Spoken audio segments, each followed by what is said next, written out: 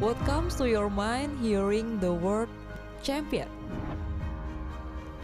Winner, success, or excellence?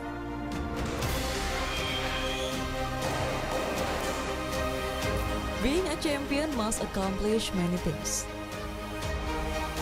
Set a goal, make a timetable, keep practicing,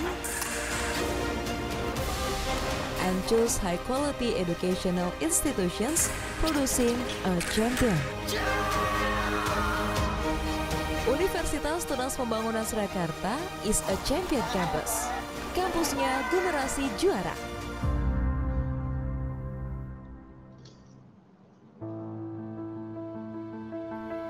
Our dream to contribute to the nation carries the values of three ciri, three characteristics consisting of pioneering, patriotism, and independence.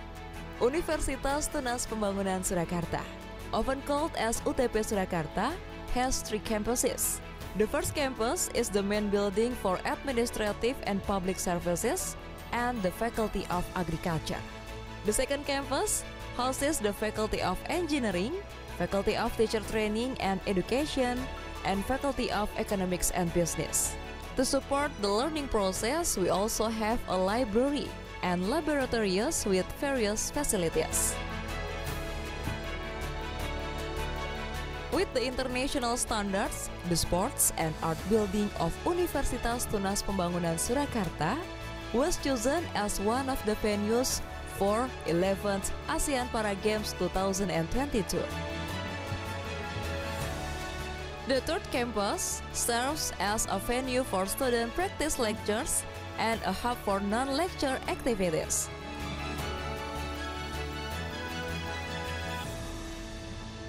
There are 4 faculties and 13 study programs.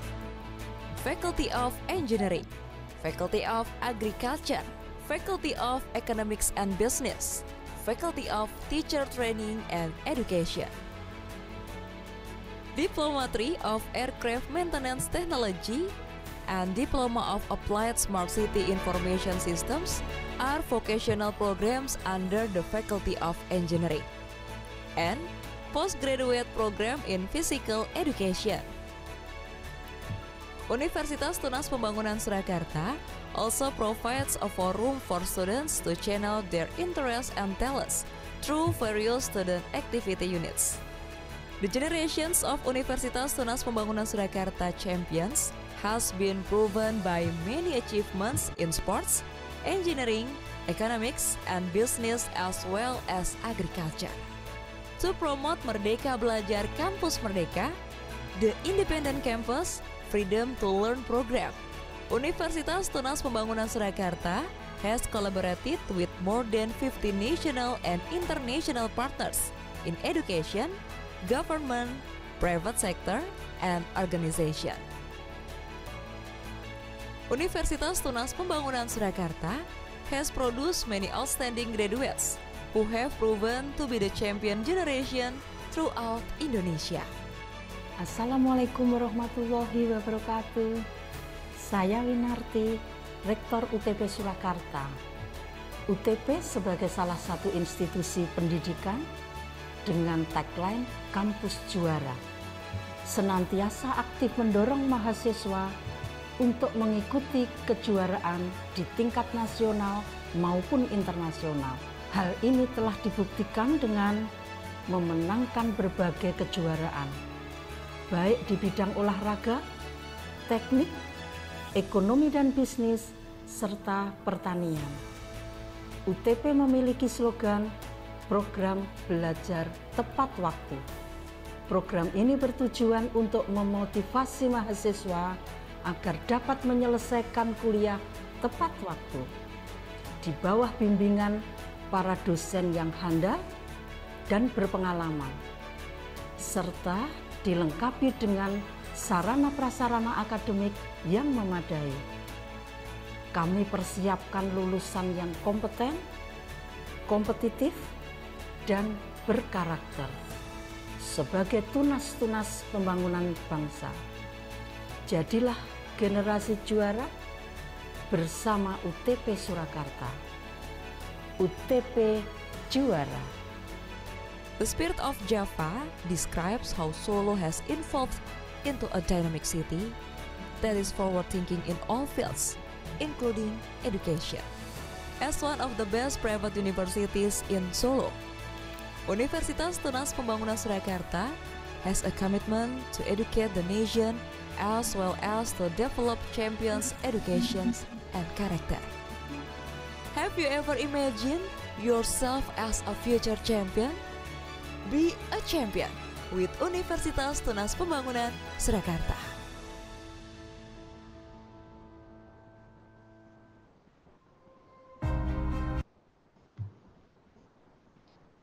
Tes. Bismillahirrahmanirrahim. Assalamualaikum warahmatullahi wabarakatuh. Shalom, Om Swastiastu, Namo Buddhaya, salam sejahtera bagi kita semua. Selamat pagi, Mabuhay, Sawadee-khap, good morning, distinguished guests and participants. Welcome back to the second international conference on economy, education, technology, and environment in collaboration with Sultan Idris Shah Polytechnic, Malaysia, Don Mariano Marcos Memorial State University, Philippines, and Nakhon Ratchasima Rajapat University, Thailand. I am Diah Nur Hidayati as the moderator today. Ladies and gentlemen, for your information that Universitas Tunas Pembangunan Surakarta consists of 4 faculties: the Faculty of Education, the Faculty of Agriculture, the Faculty of Economy, and the Faculty of Engineering. We have many experts on those fields, and there are many champions are born in this university. We are truly open to have a collaboration to develop the educational, economic, and environmental field. So, to know more about Universitas Tunas Pembangunan Surakarta, you may join at our Instagram UTP Surakarta. Our IT team will write down in chat box so you can follow the Instagram. Thank you.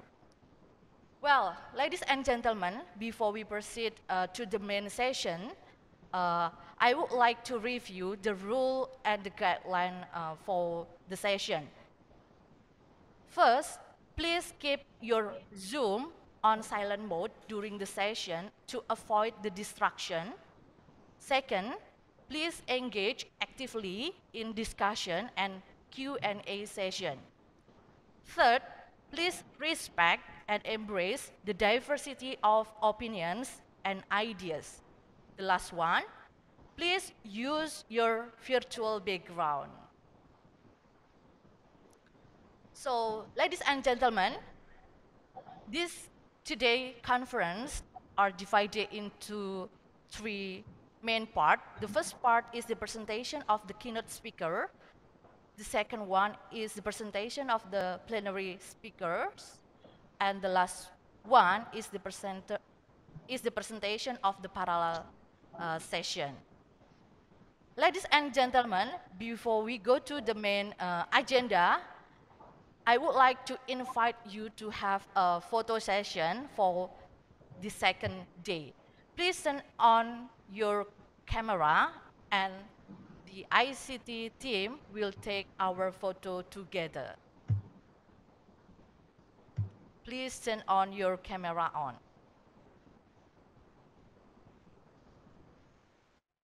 Okay, I'll count it 3 times.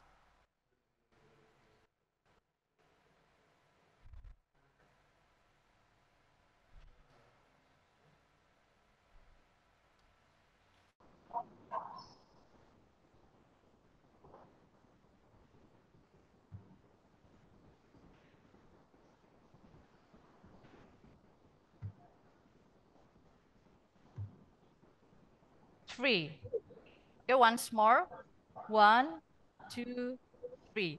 Okay, thank you very much.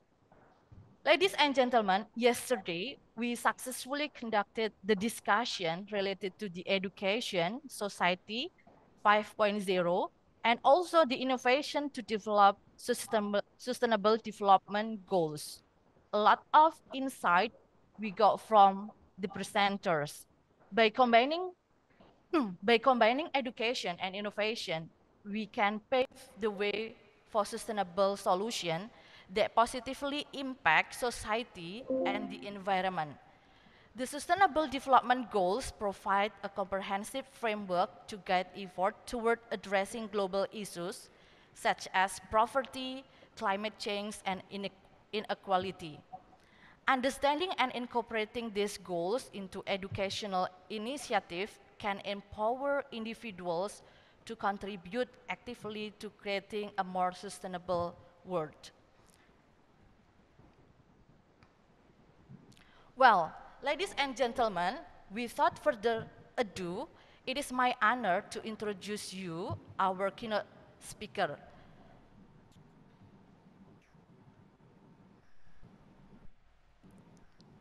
Okay, our keynote speaker today is Mr. Penny Agustianto. Mr. Penny is an Indonesian expert in the field of agriculture with extensive experience and skills in cocoa and coffee programs. With a range of professional membership and training in various fields, Mr. Penny is a facilitator and trainer in Farmer Field School and Farmer Business School methodologies, agroforestry models, carbon sequestration, and building partnership to improve the livelihood of cocoa farmers. In his employment record, Mr. Penny has held key positions in reputable organizations. Currently, he serves as the Cocoa Coffee Program Director at Ricolto Southeast Asia.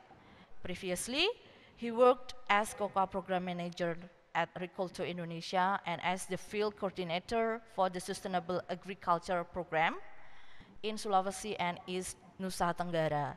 With a strong passion for agriculture and a track record of successful project management, Mr. Penny continues to contribute to the advancement of sustainable agricultural practice and farmer empowerment in various countries. Well, ladies and gentlemen, without further ado, let's welcome Mr. Penny. Mr. Penny, the screen is yours. Okay. Are you hear me? Yes. Okay, thank you. Okay, thank you. First of all, I would like to say thanks to UTP for this invitation to joining international workshop. And I also say thanks to you all of your participants for your time and the willingness to participate in this session. Before I starting in my presentation, this is for this time I present related to soil issue as a requirement for a market guarantee system. Why? Because you know, consumer in the European Union are increasingly demanding products that are produced in sustainable way and not contributing to deforestation.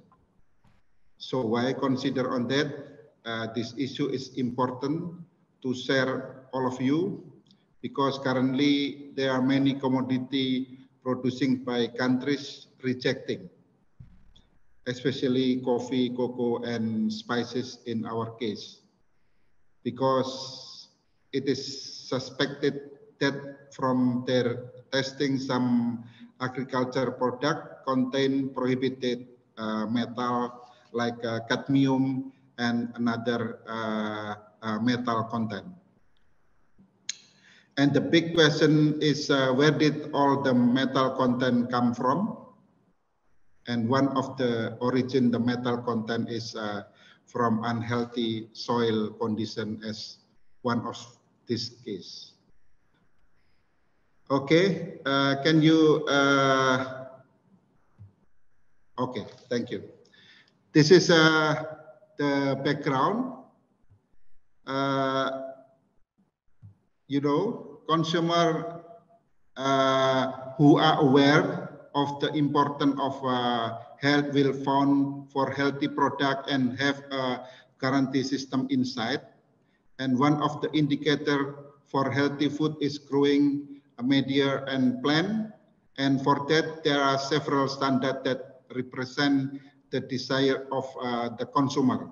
So you can see the standard from USDA National Organic Program. The point is environmental issue is important things. Also global cap crop and AU organic farming and rainforest island, all of this standard addressing on environmental issue is important. So why our presentation related with this issue. Next. Yeah. Okay. Soil biodiversity is one of important things to address on environmental issue in a sustainable way. Why? The important things to maintaining biodiversity in the soil as an indicator of fulfilling a quality assurance system in market which produce healthy product quality. We have three different aspects on that. The one is related with the producer who producing on agriculture product. And the second layer is related with the guarantee system, develop indicator as a requirement for product quality and the supporting of environment. And the third one, the place for smart consumer in choosing healthy product. This is a human need for nutrition was fulfilled by agriculture practices.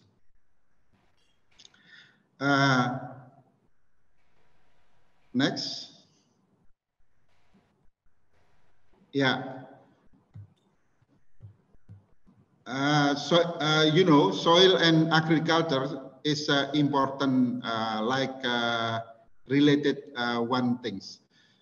Soil is a mixture of organic matter, minerals, gases, liquid, and organisms that together support life. A body of soil called the pedosphere has four important functions. In the function one, as a medium for plant growth, this is important things.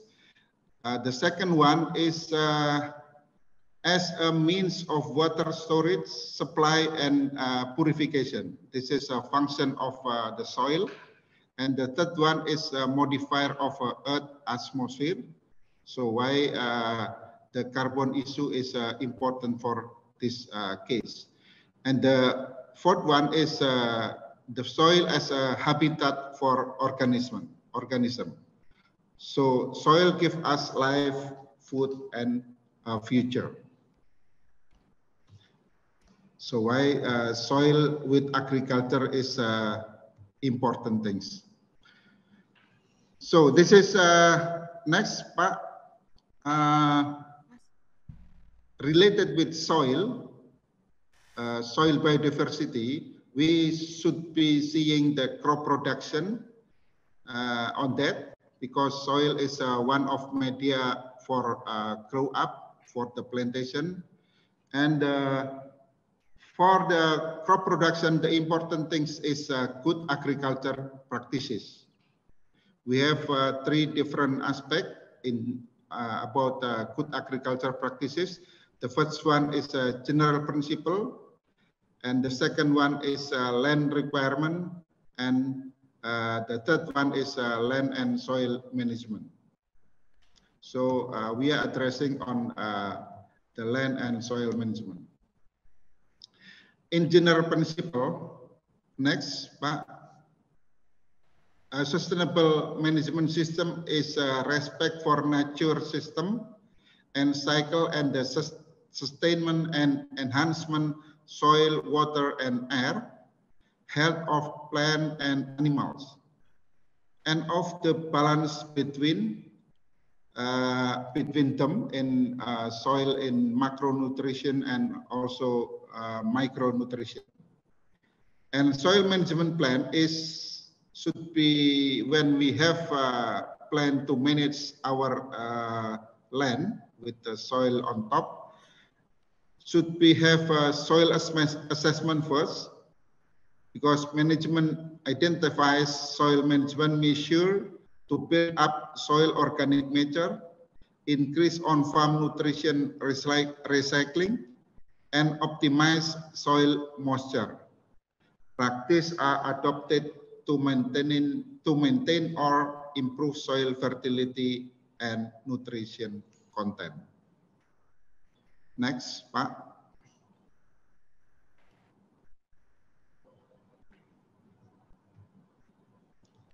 And why soil biodiversity important to be soil health? We have 5 benefits of soil biodiversity. The benefit number 1 is healthy soil have a benefit on ecosystem. When you have soil is healthy, this is many benefit for the ecosystem on the ground, in top or below and soil. And the second one is the benefit is as plant grow for the plantation. This is medium for growing up for the plant. And the third one is a benefit is human health. When you consume the agriculture product from the healthy soil, this is to be healthy food will be produced by healthy soil too. And another function is water purification, because soil biodiversity can purification of water inside. And the last one is climate change mitigation and adaptation function. One of the mitigation for the climate change through add of organic matter in the soil. Next, this is the picture of the soil with the plantation inside, and the important things how we can keep the microorganism and macrofauna in the soil, on top, on below, can live on our aggregate soil structure. This is a picture on the soil biodiversity inside. Next, Pak.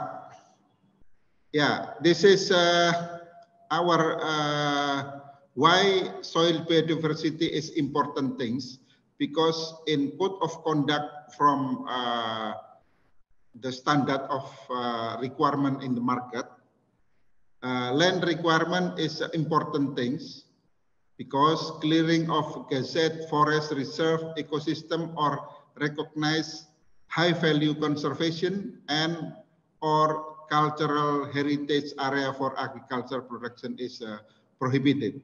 So when you open it, the land for agriculture should be comply with that requirement or the land.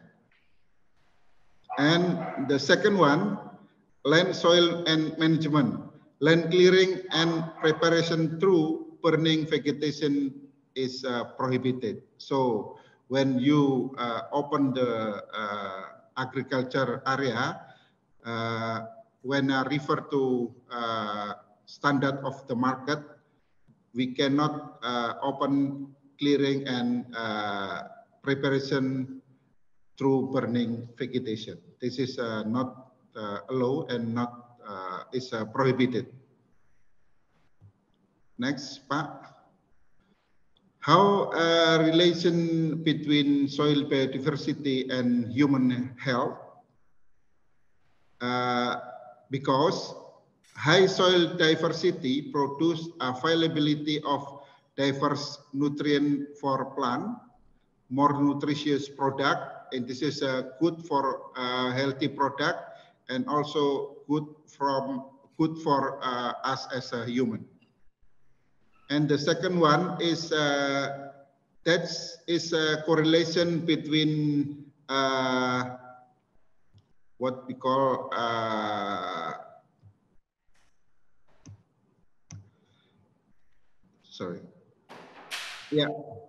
what we call that's correlation between beneficial human gut microbiome with soil microbiome.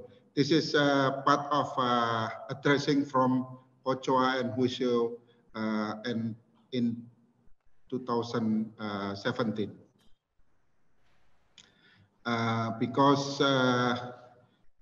microbiome is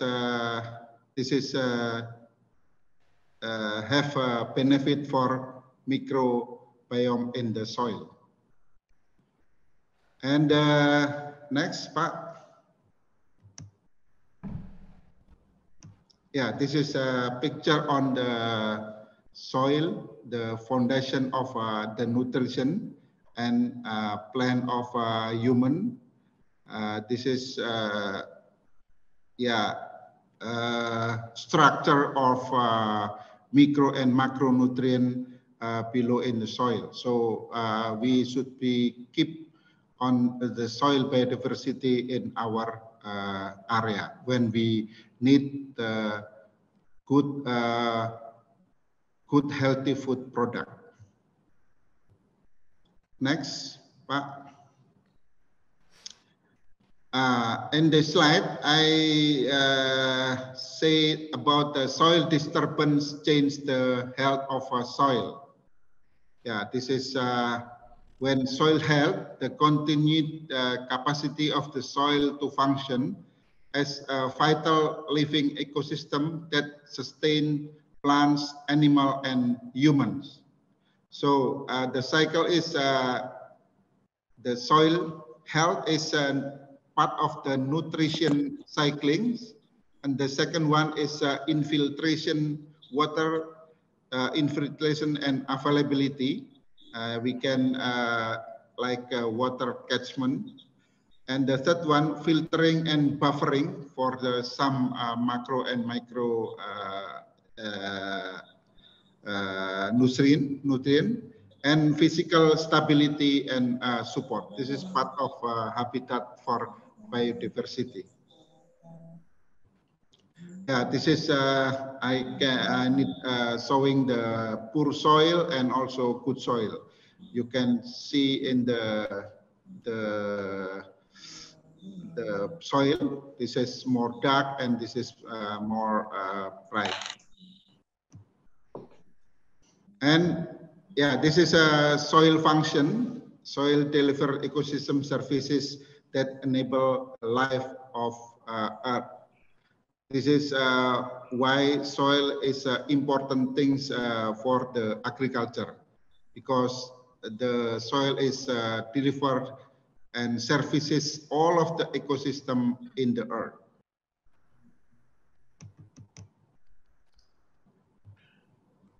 Yeah, next part. Soil conservation is shall prevent or remedy soil erosion, salinization, and other risks to soil loss and degradation. And another things is minimal tillage, contour plowing, crop selection, maintenance of soil plant cover, and other management practices that conserve soil. And maybe in the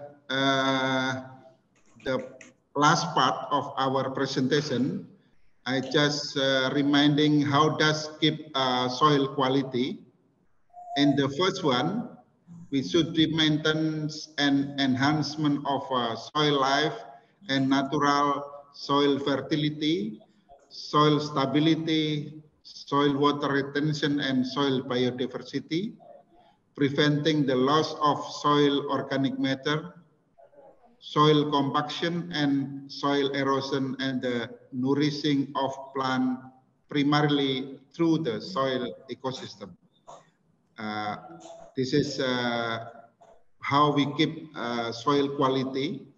We should be in the practical things is we should be crop rotation with cover crop, and the second one we use on intercropping as like agroforestry system, and the third one we should be application of plant and animal material. Animal manure is composted before used as a fertilizer. And the fourth one, sustainable agriculture is added by inorganic fertilizer if nutrition are still lacking. Next, Pak. And the second one, related with the keep soil quality, does not contribute to contamination of crop, soil, or water plant nutrition, pathogenic organism, heavy metal, or residue of prohibited substances. By applying authorized certain product and substance of use in organic production as a fertilizer, soil conditioners, and nutrition. And another practical things, no applying fertilizer, soil condition, and nutrition made from GMO. And the third one, preparation of microorganism may be used to improve the overall condition of the soil, improve the availability of nutrition in the soil of in the crop. And the last one, sustainable agriculture can apply legal registered chemical fertilizer. So this is a part of when you keep soil quality. This is a requirement from the market aspect to be produce healthy product. Sorry, Mr. Penny. Yeah. You still have 3 minutes left. Okay. Yeah. Okay. And the last one, management carries out regular soil tests and or leaf tests, including macronutrition organic matter. And maybe this is I will skip and the last one and this one, and maybe in last slide, Pak.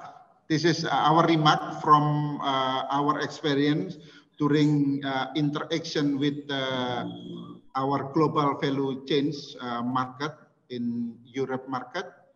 The remark is the important maintaining of the soil biodiversity. Why? Because if the soil problem has been able to overcome, so we can be said that 80% of the contamination that was problem previously can to be resolved. So why soil biodiversity?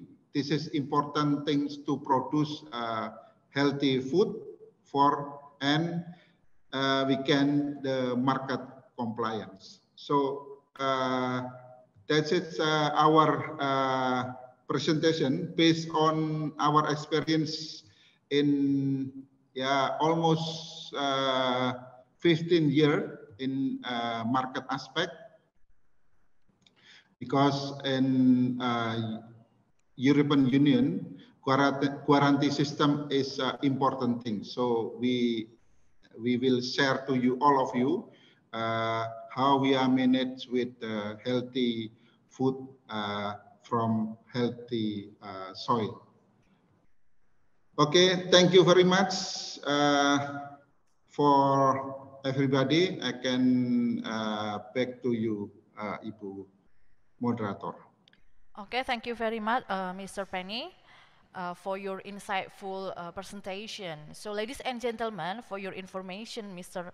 Penny is the Director of Cocoa and Coffee Southeast Asia regional, yeah, or we know it as Ricolto. Ricolto is an international non-government organization with its international office in Belgium and having more than 40 years experience partnering with farmers organization and food chains across Africa, Asia, Europe, and also Latin America. And Indonesia itself, Ricolto operates in 7 provinces and focuses on 5 main commodities: rice, coffee, cocoa, cinnamon, and seaweed. Well, ladies and gentlemen, based on what Mr. Penny explained before, that it is very important to keep the soil biodiversity as an indicator for the health product. So now let us have this topic in our discussion. So we are open to ask a question, yeah, question and answer session. Okay, you may click on raise hand mode, or you can also write your question in a chat box. Well, there is one question from YouTube UTP Surakarta. So actually, this international conference also aired through YouTube. Yeah. So there is one question for you, Mr. Penny, that, yeah, as you explained before, soil and agriculture are important as soil is the habitat of the organism. But what do you think about the case of the rice field that changed to be a housing area recently? Yeah. You may answer. Yeah. Okay. Okay. Thank you, Pak, with the question. Yeah.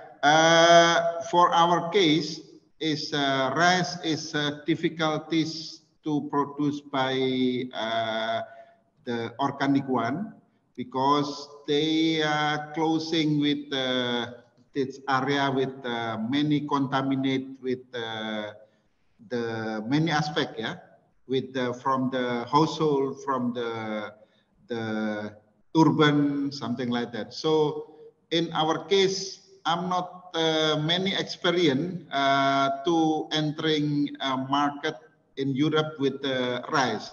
So in our case, many rice from our side, from Indonesia, is rejected because still contaminate with some issue on the chemical way.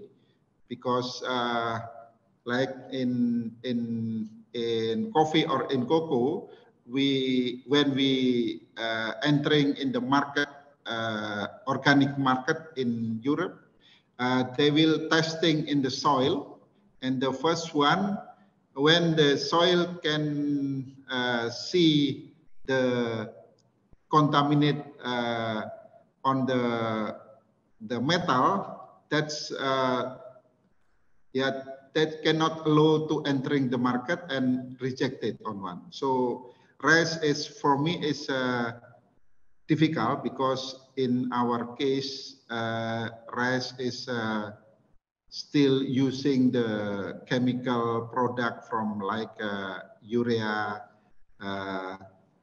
ICEETE, NPK, something like that, with the chemical. So from my side, is rice is still difficult to comply with that standard, yeah.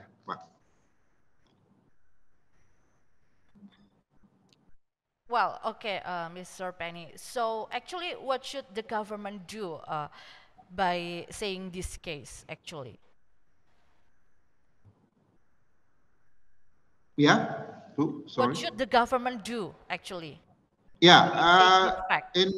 in government is already have the standard for organic, like organic Indonesia standard. We have organic Indonesia standard, and just that's for the local market or domestic market. When we the product entering to Europe market, they should be testing, retesting again with this product, so still difficult using our standard on the organic way. Okay, thank you very much, Mr. Penny. So there is one more question from Mr. Joko Tandiono. Okay, hello, good morning, Mr. Joko Tandiono. Can you hear my voice? So, Yes, I can hear you, Bu Dia. okay, if it is possible, I would like to invite you to ask directly the question to Mr. Penny. Okay, the screen is yours. Okay, Pak Penny, good morning. Yeah. Good morning, Pak Joko. I noticed that you mentioned that heavy metal in agricultural products is related with the soil health, Pak. Yeah. My question is, we have some area in Sulawesi that rich with the nickel, but it's not economical to be mining. So we develop as agriculture land. Do you have any recommendations so that our agriculture product is heavy metal free, particularly for the nickel, Pak? Yeah. Yes. This is a good question because in Sulawesi, a lot of area in mining area, like in South Sulawesi, in East Luwu, in Central Sulawesi, and also Southeast Sulawesi. A lot of mining area there. But when we will produce with good healthy food for that area, we should be put a lot of organic manure and also more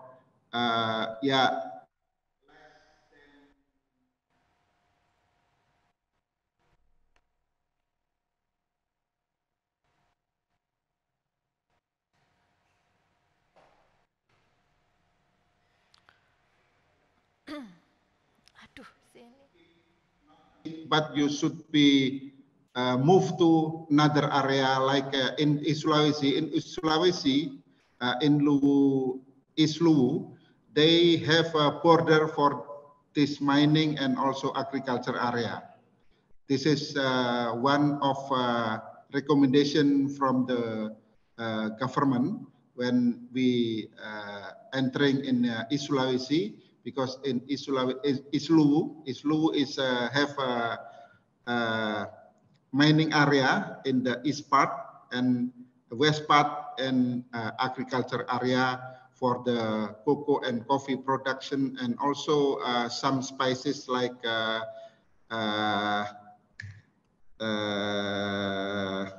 paper.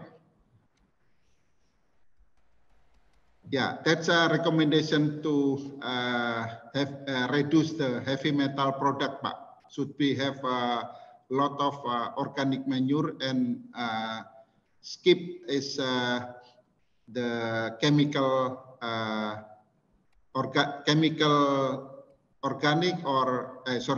chemical content, and also fertilizer, chemical fertilizer. Thank you, Pak Penny. Okay, thank you, Pak.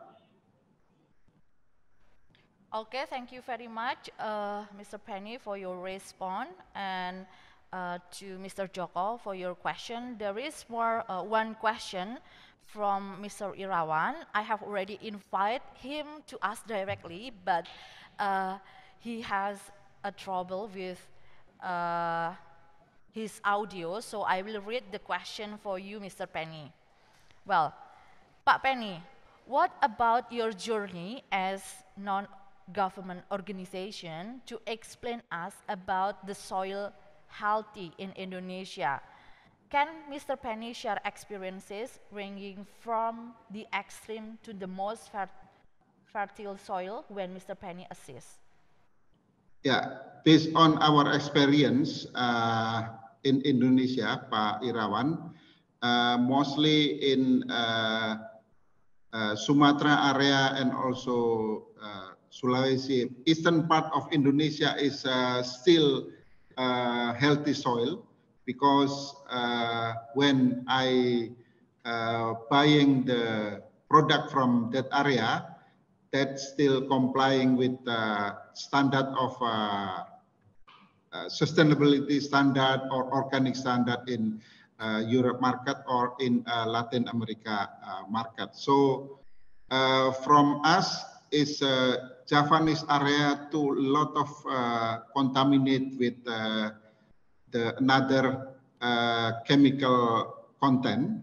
So why when I sending or selling our product when we assisting to the farmer there, that's still not complying with the standard. So based on our experience is in eastern part of Indonesia still potential to entering with the market related with healthy product. Okay, thank you very much for your response, Mr. Penny. And once more from Mr. Irawan, how to rehabilitate unhealthy soil? Yeah, that's a good question. To rehabilitate the healthy soil, and the first one should be using with more composting, and also the second one is rotating crop. This is one of our experience in this case. Okay, thank you very much for your response. Is there any more question, ladies and gentlemen? You may click your raise hand mode. Well, there is no more question, so I think enough for this session. Okay, no more question? Okay, if there is no more question, thank you very much. Question? No?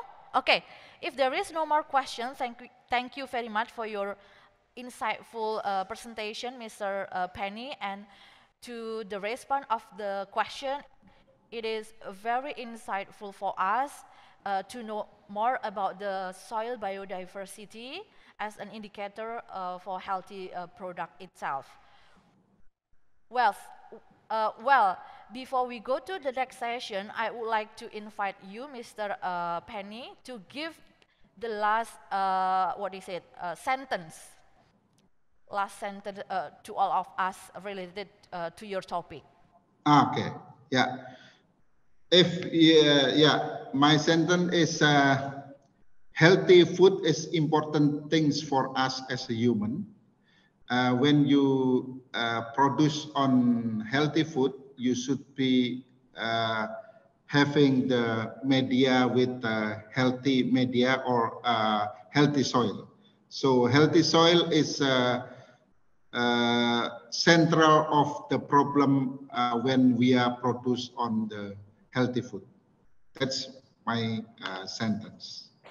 Okay, thank you very much. Please give virtual applause to Mr. Penny. Yeah, we have to eat healthy food, to keep our body health, and we can develop or improve the sustainable development goals in our own city. Well, ladies and gentlemen, to know more about Universitas Tunas Pembangunan Surakarta, you are invited to watch a video profile of this university. And after this, we are going to the next session, plenary session. Okay, please watch this video.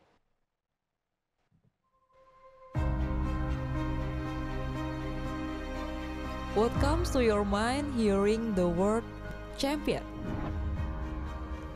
Winner, success, or excellence?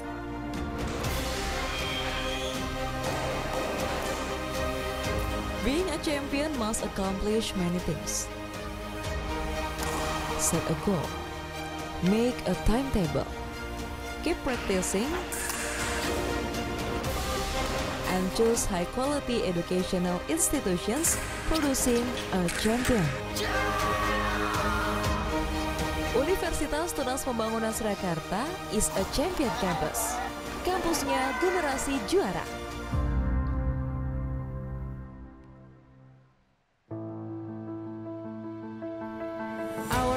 to contribute to the nation carries the values of three ciri, three characteristics consisting of pioneering, patriotism, and independence. Universitas Tunas Pembangunan Surakarta, often called as UTP Surakarta, has three campuses. The first campus is the main building for administrative and public services and the Faculty of Agriculture. The second campus houses the Faculty of Engineering, Faculty of Teacher Training and Education, and Faculty of Economics and Business. To support the learning process, we also have a library and laboratories with various facilities. With the international standards, the sports and art building of Universitas Tunas Pembangunan Surakarta was chosen as one of the venues for 11th ASEAN Para Games 2022. The third campus serves as a venue for student practice lectures and a hub for non-lecture activities.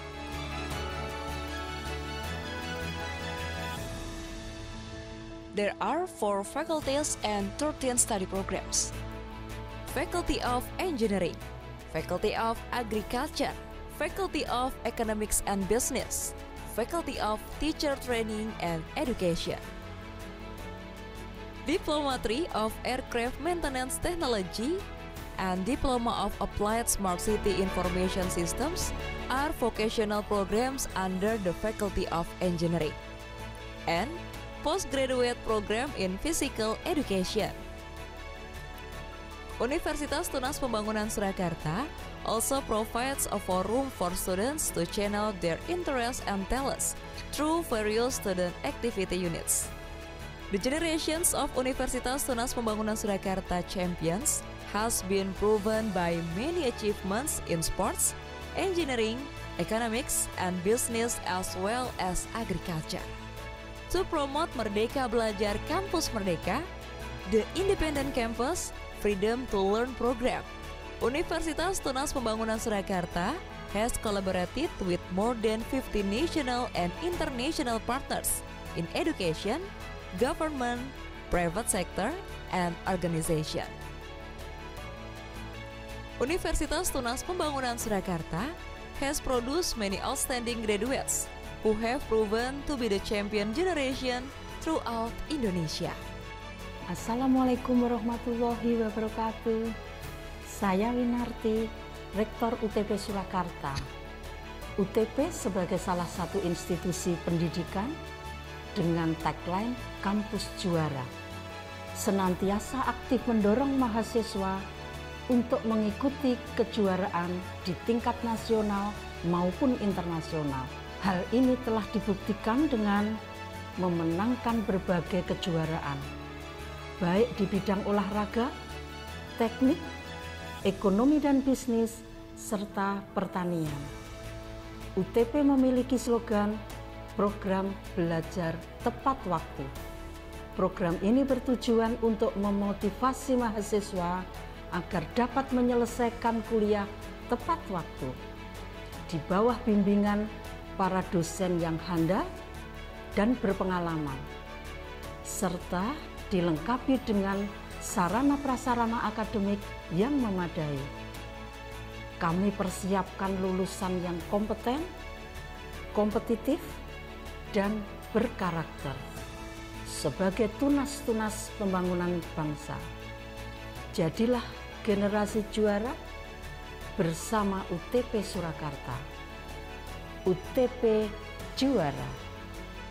The spirit of Java describes how Solo has evolved into a dynamic city that is forward-thinking in all fields, including education. As one of the best private universities in Solo, Universitas Tunas Pembangunan Surakarta has a commitment to educate the nation as well as to develop champions' educations and character. Have you ever imagined yourself as a future champion? Be a champion with Universitas Tunas Pembangunan Surakarta.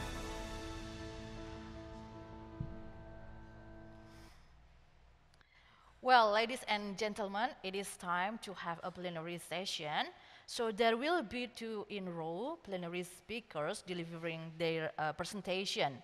Then the Q&A session will be held after both speakers finish presenting their presentation.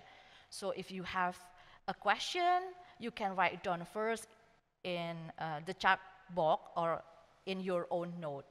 So our first speaker is our favorite lecturer in Universitas Tunas Pembangunan Surakarta. It is Dr. Sulistianing Tias Budiana Kurniawati, Master of Accounting. Before I invite her to present her presentation, I would like to read her biography. So Dr. Sulistianing Tias is Dr. Sulistianing Tias is an accomplished and dedicated individual currently serving as a lecturer in Accounting Department at UTP Surakarta, Universitas Tunas Pembangunan Surakarta. Prior to her academic role, she gained valuable professional experience as an auditor at Rahmat Wahyudi Public Accounting Firm. During this time, she audited multiple companies in diverse sectors, including banking, manufacturing, V&B, and public sector institutions. Her career began as a finance and accounting staff at Prima Food, where she contributed to various accounting and finance responsibilities. Throughout her academic and professional journey, Dr. Tias has been recognized for her excellent achievement and contribution. She was awarded the prestigious Scholarship of Educational Fund Management Institution, or we call it LPDP. She also has been honored as the best lecturer at Tunas Pembangunan University, or UTP Surakarta, and received the Ministry of Education and Budaya Scholarship for her master program.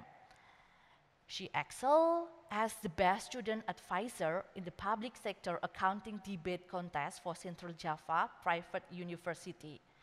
With her impressive academic background, professional experience, and notably achievement, Dr. Tias continues to contribute significantly to the field of accounting education and provide an inspirational to her students and peers. Dr. Tias, the floor is yours. Thank you, Ibu Dia. Okay, good morning, ladies and gentlemen. In this occasion, I would like to speak about my article that was published in Elysis Guinesis, Insect upon London United Kingdom.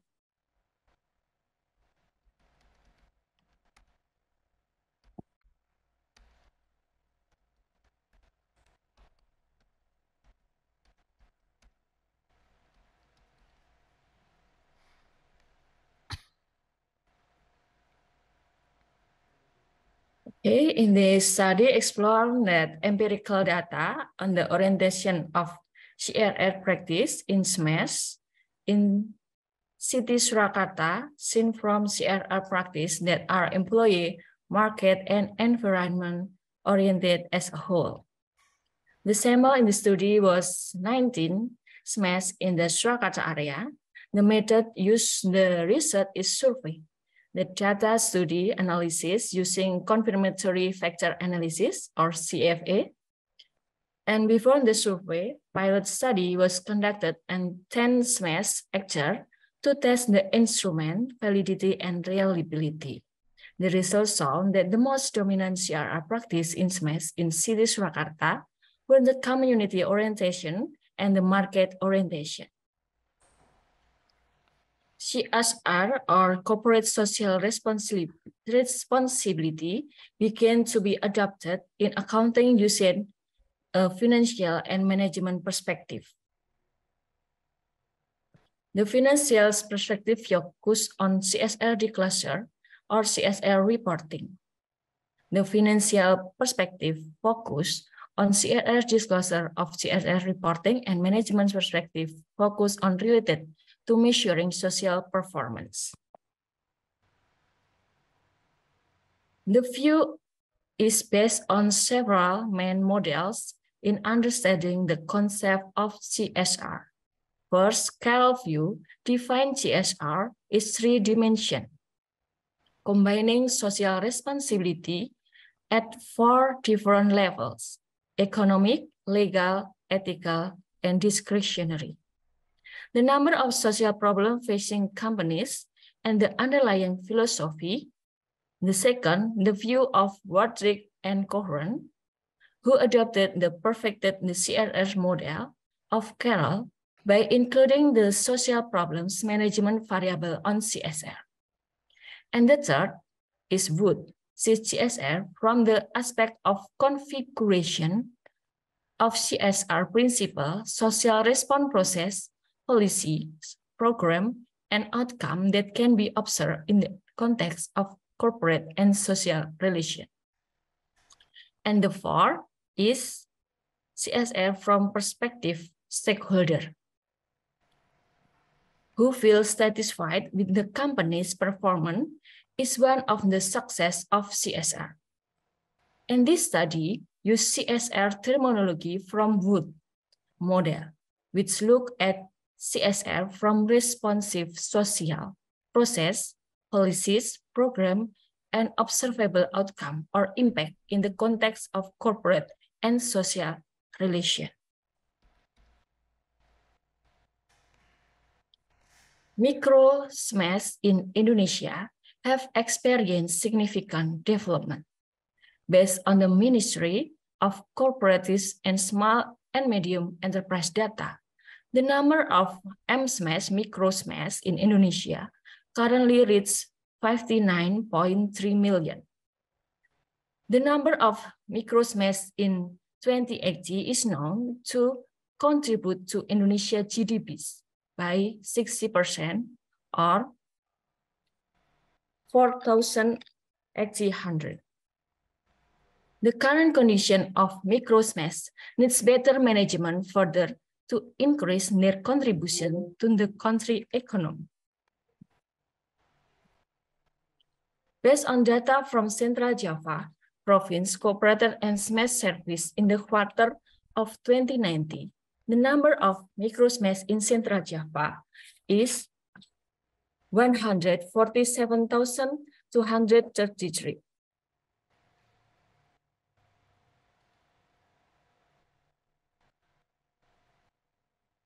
One of the legacy city in the largest SMEs in Surakarta city, which has 43,700 SMEs in 2018. In Surakarta city has 13% of micro SMEs in Central Java. For this reason, the study chose Surakarta city as the research area.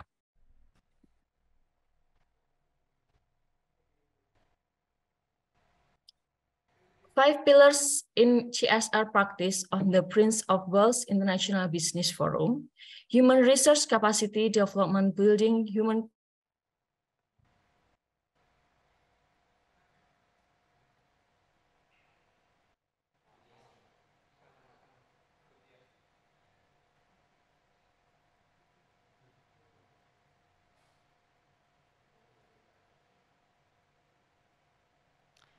Well, okay. Dr. Tias, are you there? Dr. Tias?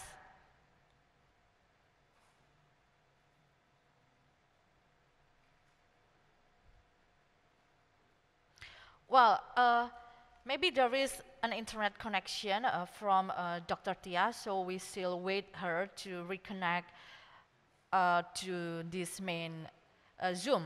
So for your information, once again, ladies and gentlemen, we are openly to have a collaboration in the field of education, economy, and environment.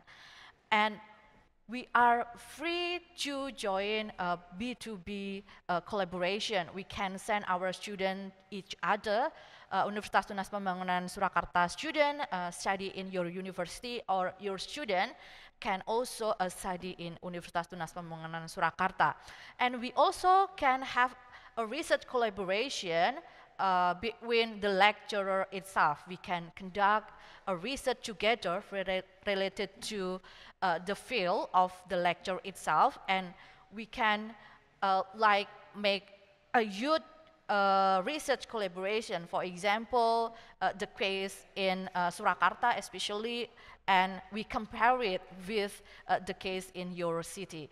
And it will be a great collaboration, we think. Okay, Bu Tias? Miss Tias, are you already connect with the Zoom? Okay, thank you. I'm sorry. Okay, you can continue. Yeah. Technical, yes.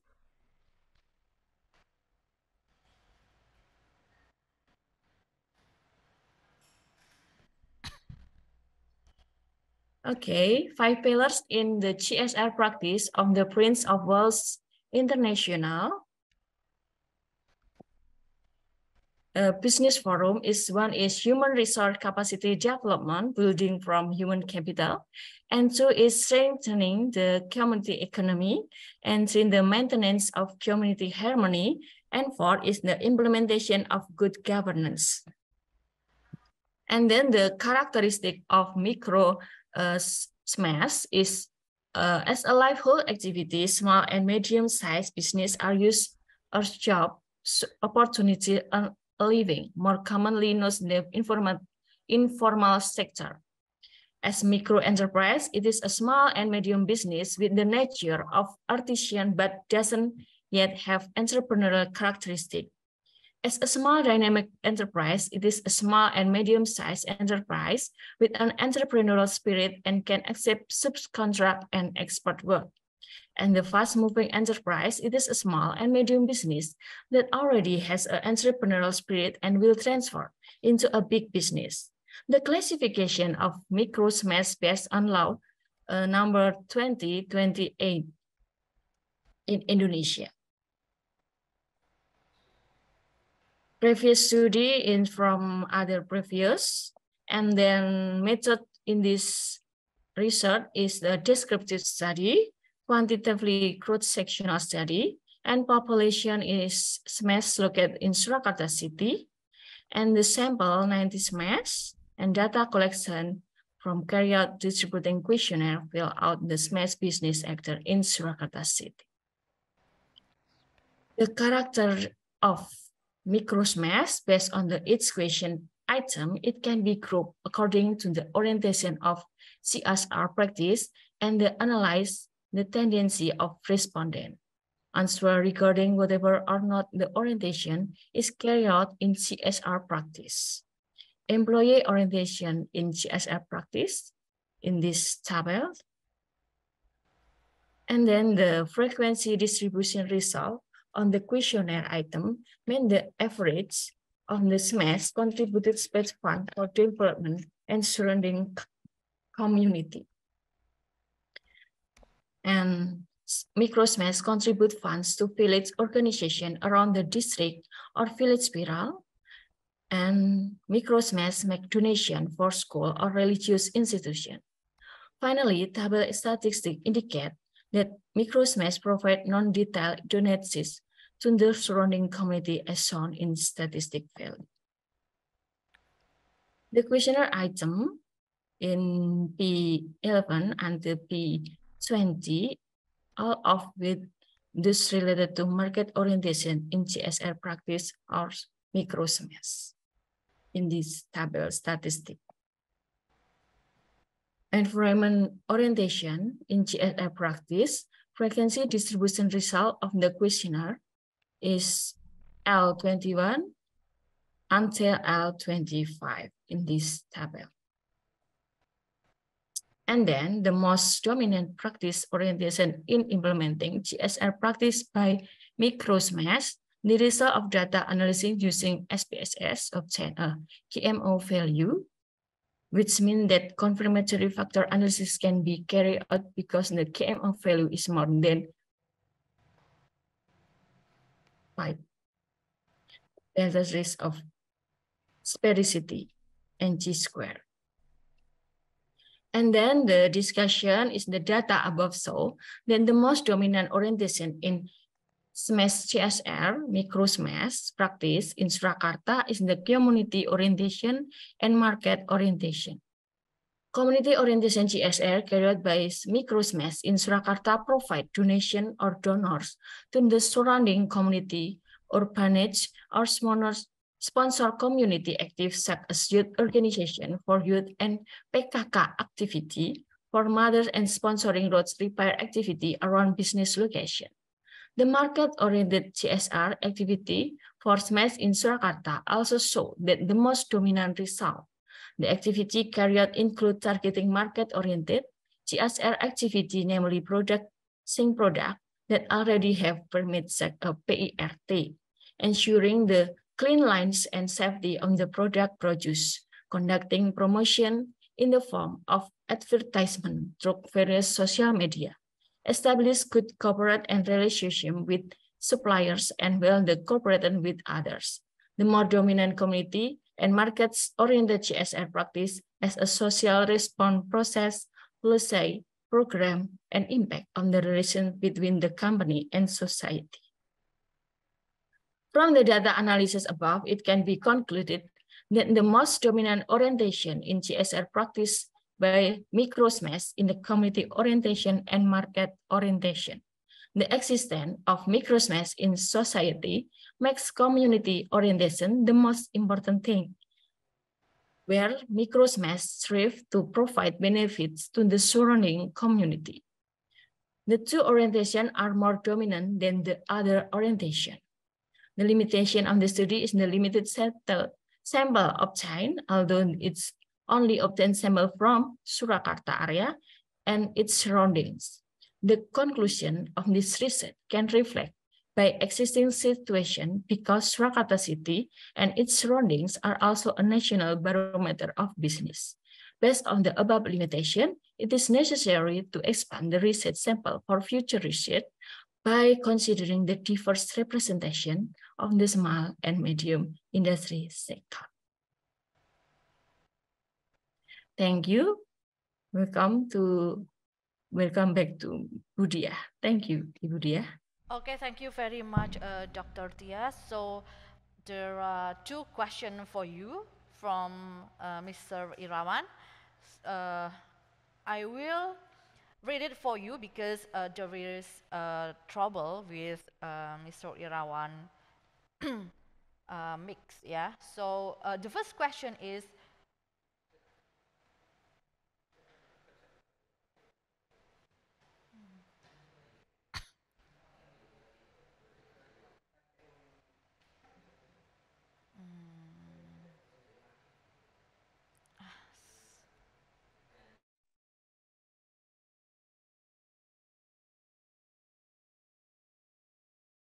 Okay, Budia. From Mr. Irawan, the question, answer or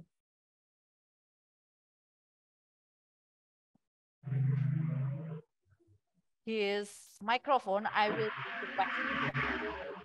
The first, what strategies can be implemented to effectively link human and social aspect in order to develop the best cooperate social responsibility initiative for micro, small, and medium enterprise?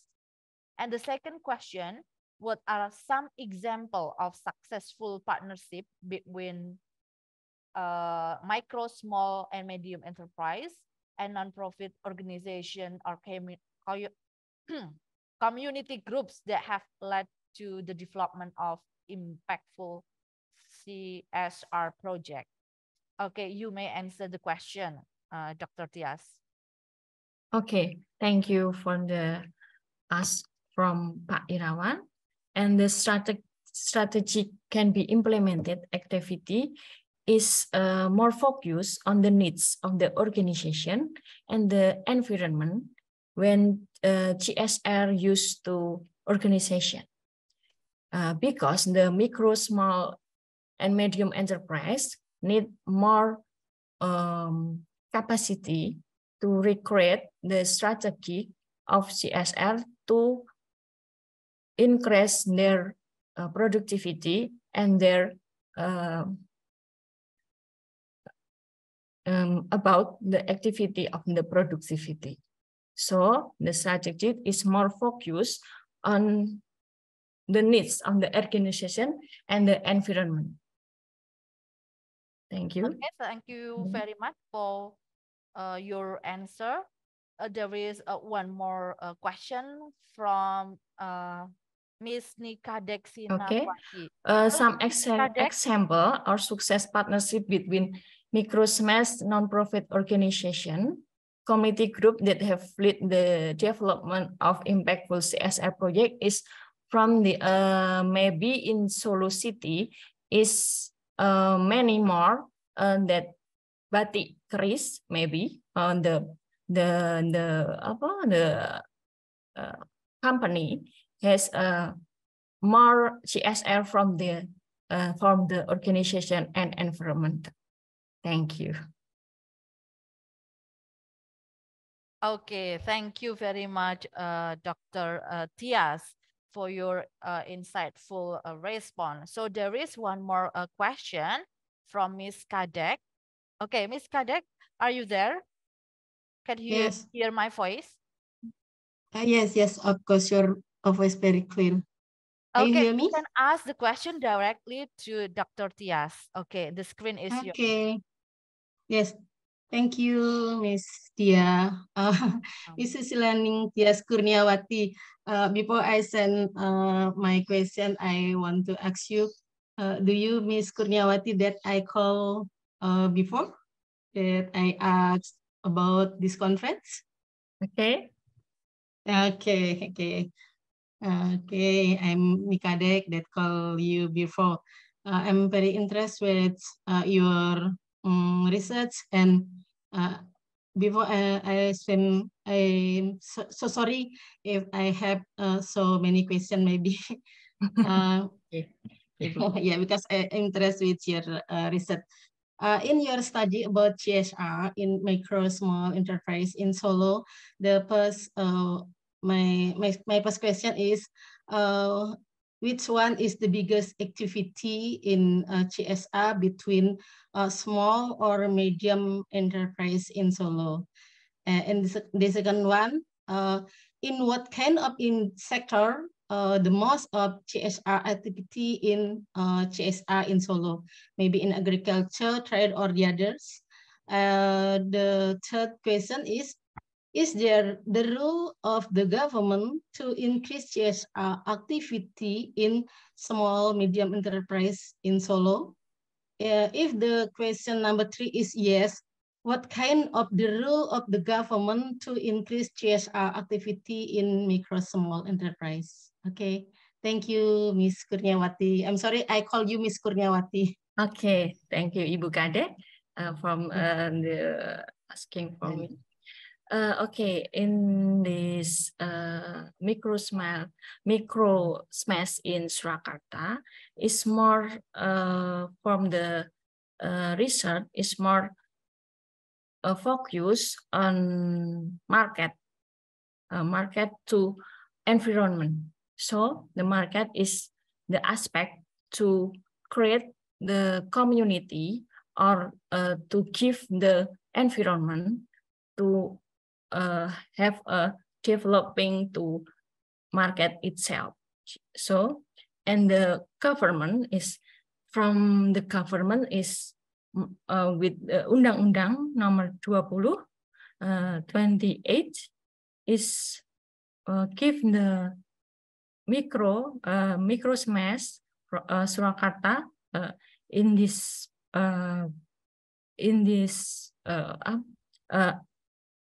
research is more effective to give the organization to make their opportunity and make the community to give the CSR from the environment.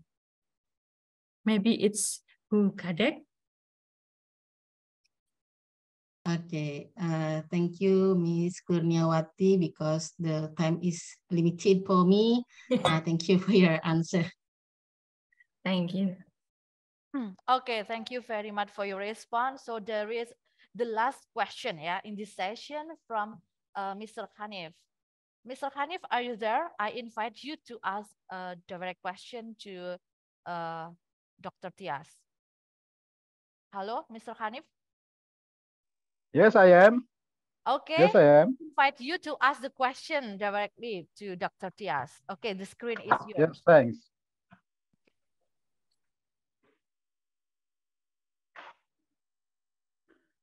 Could you answer my question, Dr. Tias? Okay, thank you. From what many percent CSR can give from some enterprise to micro smash? Yes, maybe can make influence financial micro smash. Yes. In percentage, we can give in this research is about 30% in the 30%, okay. Yes, in this research. Yes, sir, can be maybe in other research is other other fund to yes, because result is from this research. So how many percent CSR is give is 30%, almost. And then influence financial, maybe we can not from this research, we not interest to how can influence financial. Yes, so this is research is practice CSR practice in Surakarta community orientation. Just orientation in orientation is community orientation and market orientation. So the influence financial micro smash can more research again. Thank you, Mr. Hani. Thank you very much for your answer. And I think the other place, the enterprise can give some fund to CSR in MMSA because can helps for MMSA. Thank you very much, Dr. Tia. Thank you, Mr. Hanif. Okay, thank you very much for your response and insightful material, Dr. Tia. So before we go to the next session, the second session of plenary speaker, I would like to invite you to give your last remark, Dr. Tia. Please give us a last remark. Okay, and the sentence is we must to support our micro, small, and medium enterprise in Indonesia, so they can be influenced to us and they can be grow in economic of Indonesia. Thank you, Ibu Dia. Okay, thank you very much, Dr. Tias. Everybody, please give a virtual applause to Dr. Tias. Okay, well, ladies and gentlemen, we go to the next session, the second session of the plenary speaker. There will be Dr. Waiwali Y. Timpli from Nakhon Ratchasima University, Thailand, with the topic of a transformative approach. Before I invite her to the screen, I would like to read her background. Okay. Dr. Waiwali is an esteemed academic and a researcher in the field of humanities and social sciences at Nakhon Ratchasima University, Thailand. Currently serving as a lecturer in the Faculty of Humanities and Social Sciences. And she is an associate dean of the graduate school. She holds various significant roles as counselor in educational institutions. With a diverse research portfolio, she has contributed to the field of education and applied linguistics. She is actively involved in various research studies, including projects aimed at developing critical thinking and problem-solving skills for graduate students, using the dialogue theory practicum of transgender teachers in Thailand, and exploring social linguistics with Thai song. Throughout her academic journey, she has received an outstanding award from UOW College, University of Wollongong Scholarship for PhD studies, and the Royal Thai Government Scholarship. Her dedication and expertise have also earned her research grant from Nakhon Ratchasima Rajabhat University.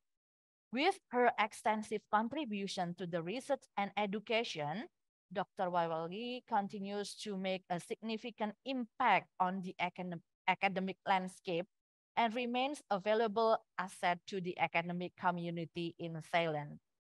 Dr. Waywali, the screen is yours.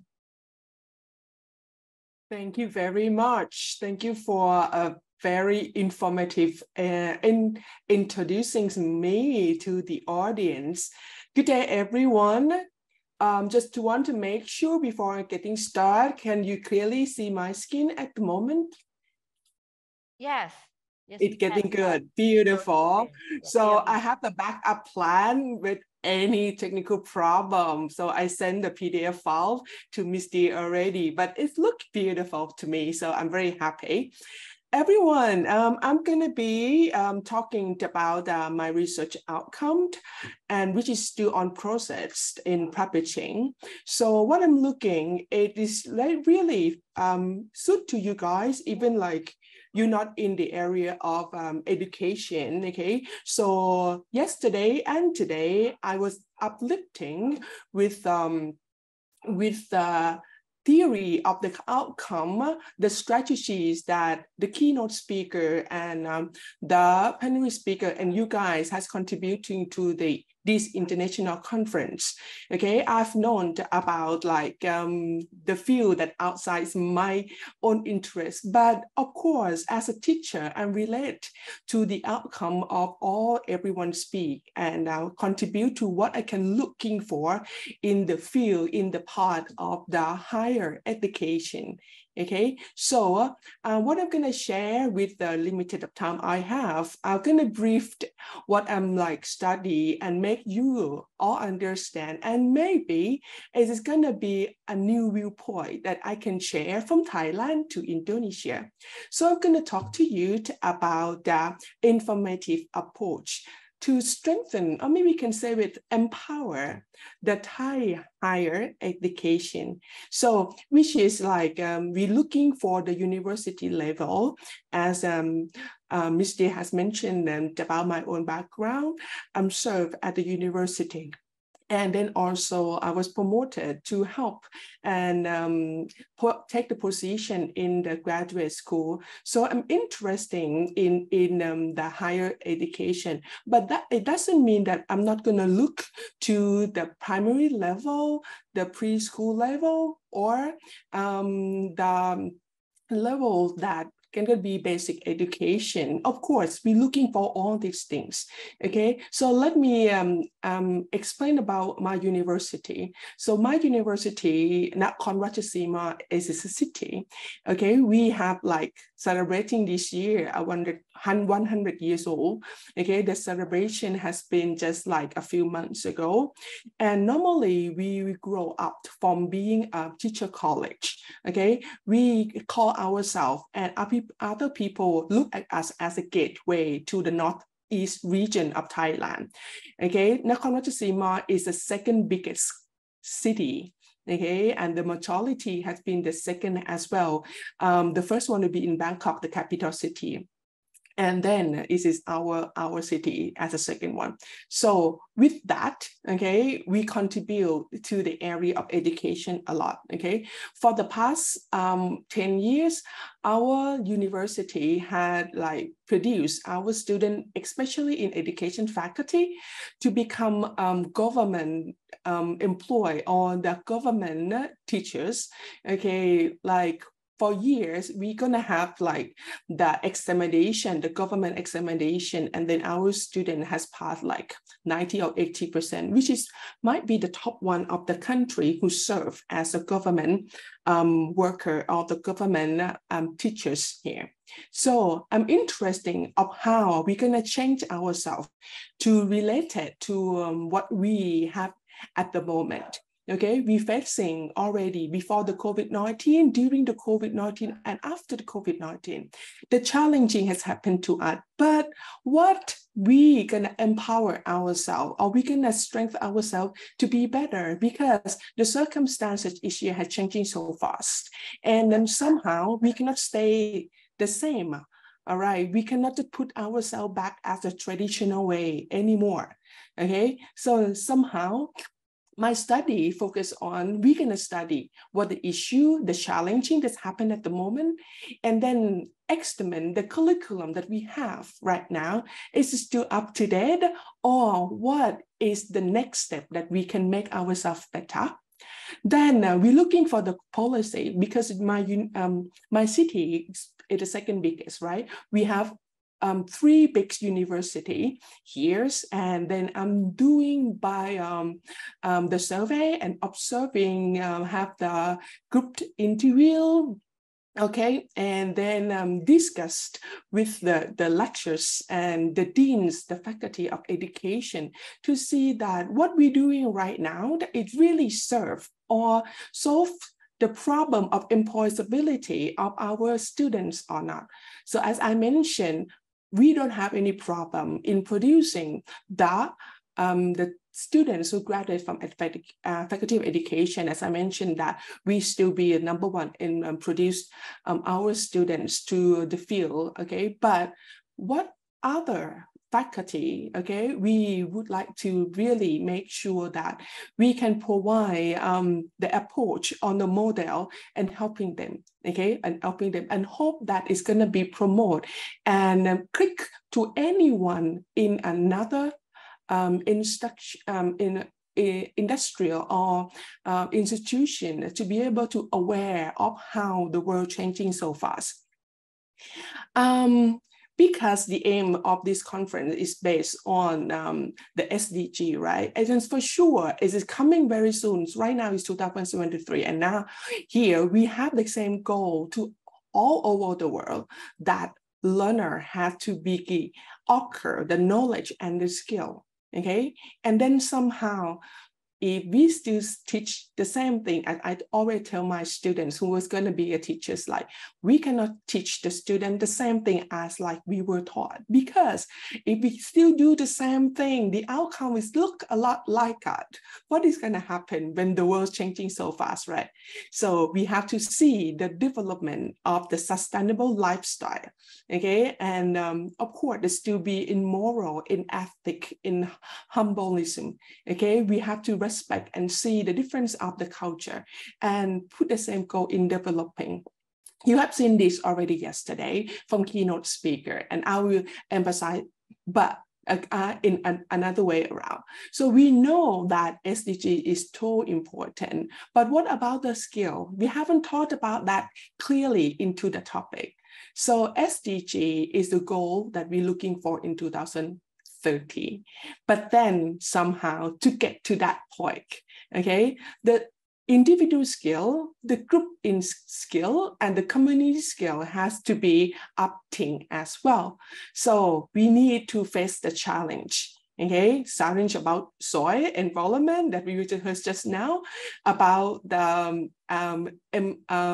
entrepreneur, right? Okay, and sorts of things, okay, that is going to be challenging us, but we're not going to be shocking with the new challenge coming if we prepare ourselves well. So the teamwork and the cooperation is the key. Okay, the social innovation, entrepreneurship, yeah, like many speakers has been mentioned.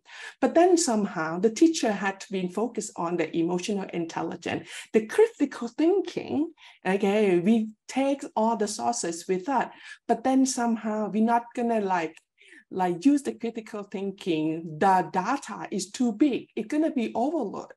We cannot critique, which is good for us, how that we're gonna adapt that data or the information. But then somehow with all these things, we cannot leave ourselves alone and be like, well, I'm not going to do that because I'm an introvert person. It's not like that in 2030, okay? We need a good leadership. The good leadership no need to be a leader, okay? We not promote ourselves to be the leader of something, but we can lead and guide, okay, the challenging that happen in our life and build more the community, okay, the network that can we work together. So all of these things has been mentioned in the skill. You have heard about reskill, soft skill, future skill. Okay, so this need to be happen inside the university.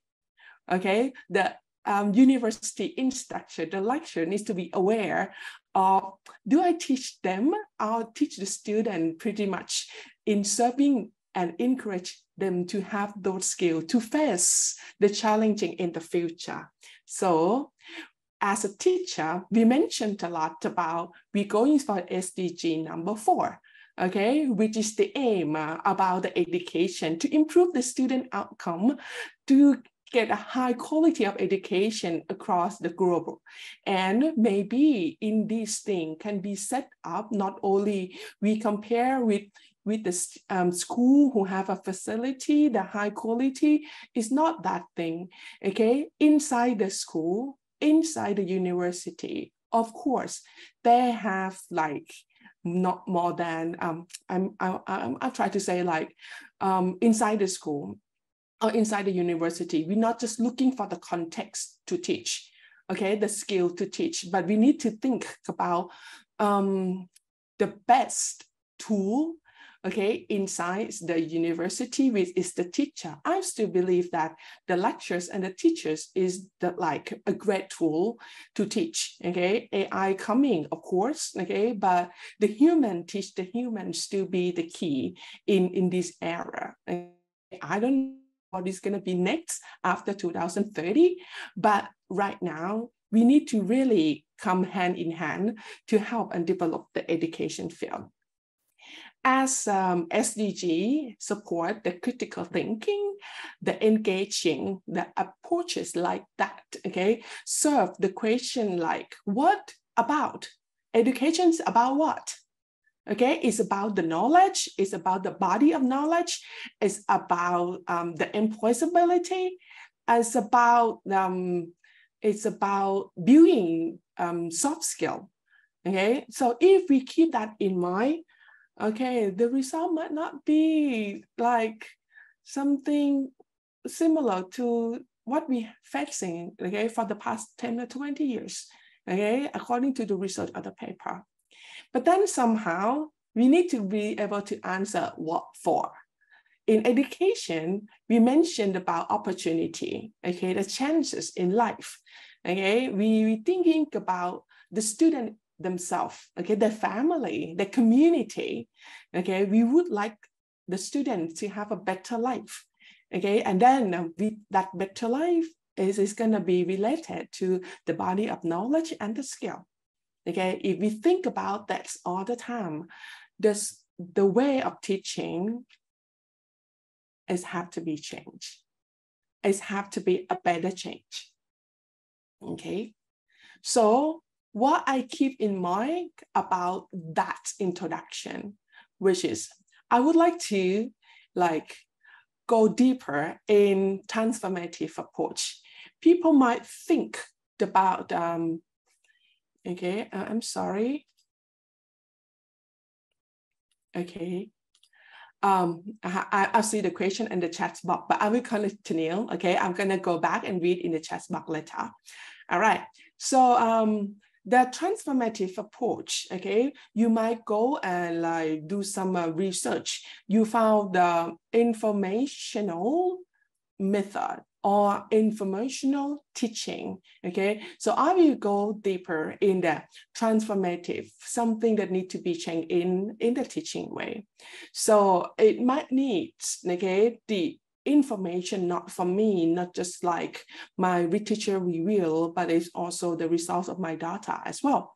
So to explain the express and unexpressed goal that the student might be increase their skill, their knowledge, okay, and it's related to their attitude, value, belief, okay, and soft skill, as I mentioned earlier. If the teachers provide the thing to help the students to increase, to get things better, okay, in their life, okay, the way of life of the student can relate it on the skill that happen inside the university.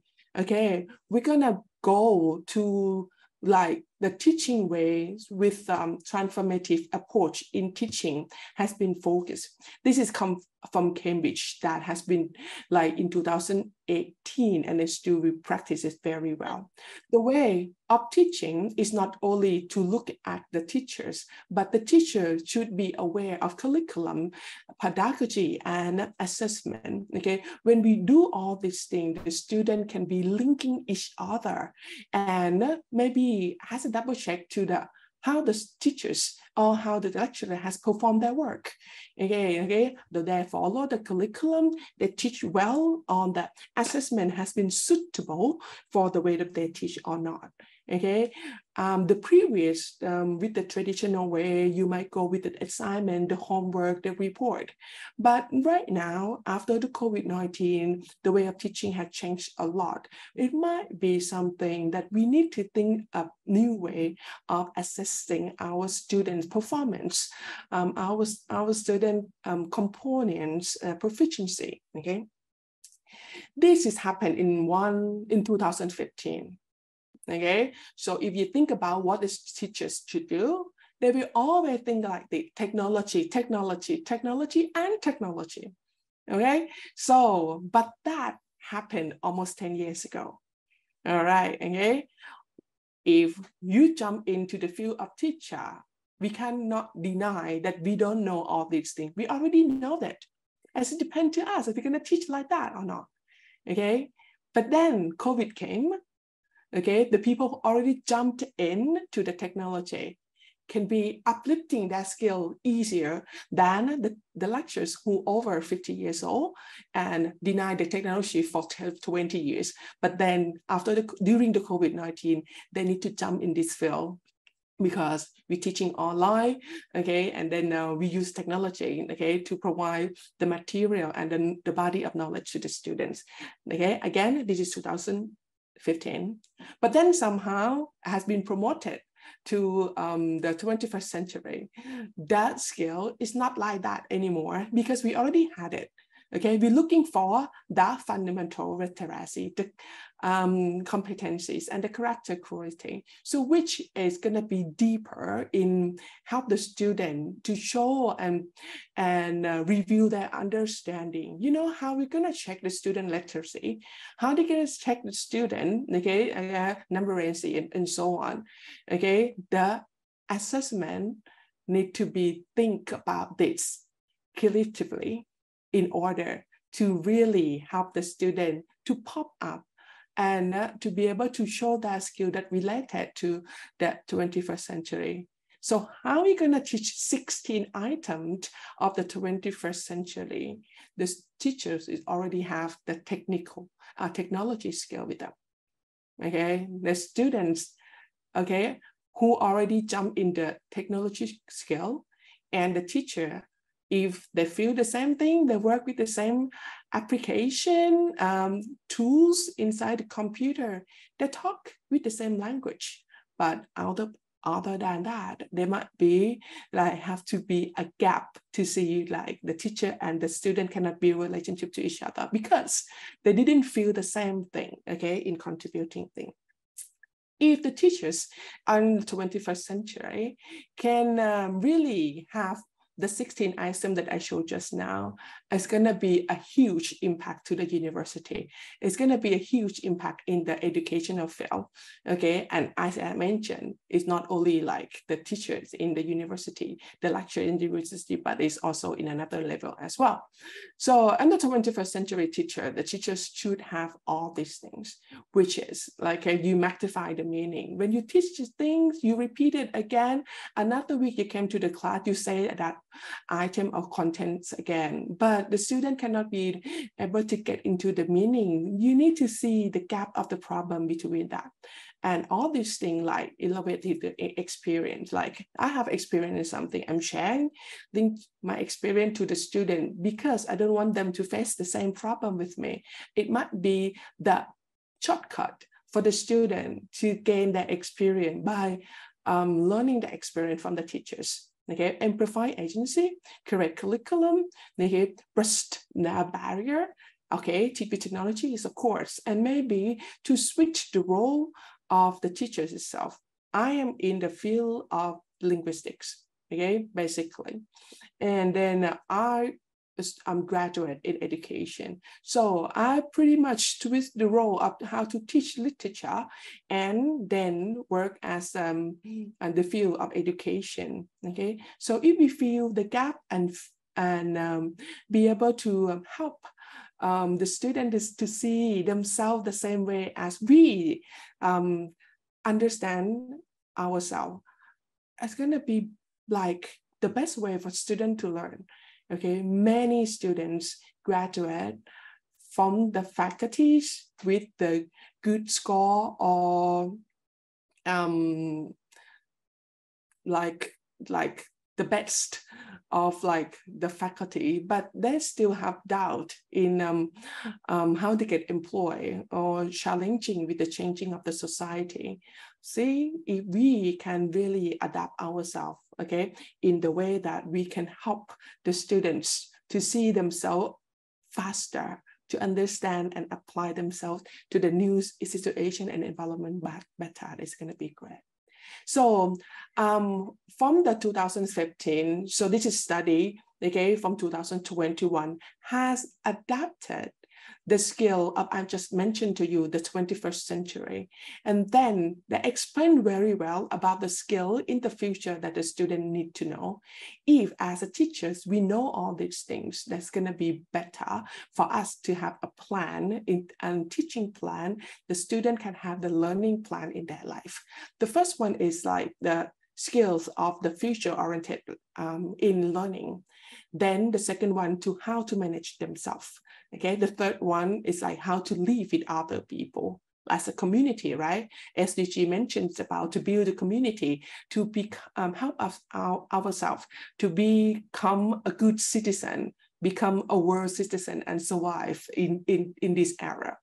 And the number 4 is going to be a happy life. So I put the happy, okay, as a word. The happiness is the key, okay, of the outcome of my studies. I'm going to show you later on. Then, okay, sustainably in nature, okay, you studies about like environment, okay, water, soils, okay, and things. It's just going to be better if we really live with that, like balancing ourselves. So this has been helping us, okay, not only like the teacher in faculty of education, but in another field as well, to really serve and taking care, providing the teaching. Dr. Royoli? Yes? Your time is still 3 minutes left. Okay, thank you. Okay, so this is going to be the key, okay, in helping them to prepare themselves, okay, to face the world after graduate. This is also another, okay, outcome that can see the foundation, which means that the student should have all these things. And then in practicing with the big half circle, it's going to be the work, the responsible from the university itself to be able to see the changing and how we're going to help in education field to getting better. Okay, as I mentioned earlier about this curriculum has moved to the research outcome and research result and discussion that I've mentioned. So I'm did the interview with the instructions of 3 universities and the Dean of Education.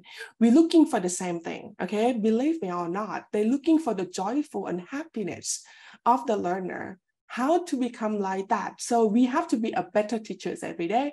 So after interview, surprisingly, they agree with them pretty much the same thing.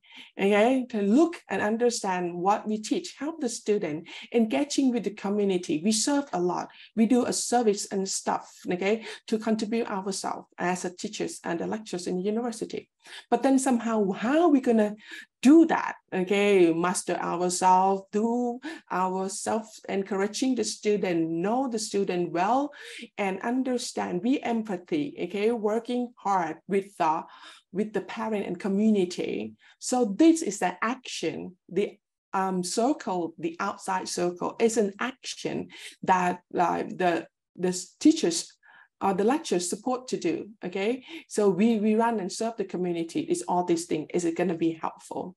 So, okay, throughout the outcome of like the interview, the survey, and has been come to the transformative model, okay, which is going to be contribute in helping the lectures, the instruction to see the same picture, not only the Faculty of Education, but as I mentioned, this contributing can be to all the lectures, again, not only the Faculty of Education, but then it can be promoted to the changing of the information that the student and the teachers should be sharing to each other. Okay, the student who is like very keen in technology and the teachers who are very comfortable using technology, yet, as I mentioned, they speak the same language. What we're looking for is the happy, the joyful, okay, of being a teacher, and the happy students. That's what we looking for to the contribution of transformative approach. And the transformative model is going to be not only to put at the paper of my study, but it's also to be promoted and used as well, okay, if like has been successfully inside the university. Know how it's going to be good in high school level and in primary level and so forth, okay, make the world, okay, in teachings have a happy teachers and a happy student. Thank you very much. Well, thank you very much for your insightful presentation, Dr. Waiwali. I strongly agree that happy teacher is happy student too. When we are happy, teach our student or educate our teacher, it means that our student should be happy too. So we have to be happy teacher, everybody. So there have been already many questions for you, Dr. Waiwali. The Welcome first question is from Mr. Hanif. Good morning, Mr. Hanif. Are you there? I invite you to ask directly. Yes, good morning too. Hello. Okay, the screen is yours. Mrs. I asked in Zoom, and okay, Mr. We Hanif. know, okay. We know the culture in Thailand and Indonesia is very different.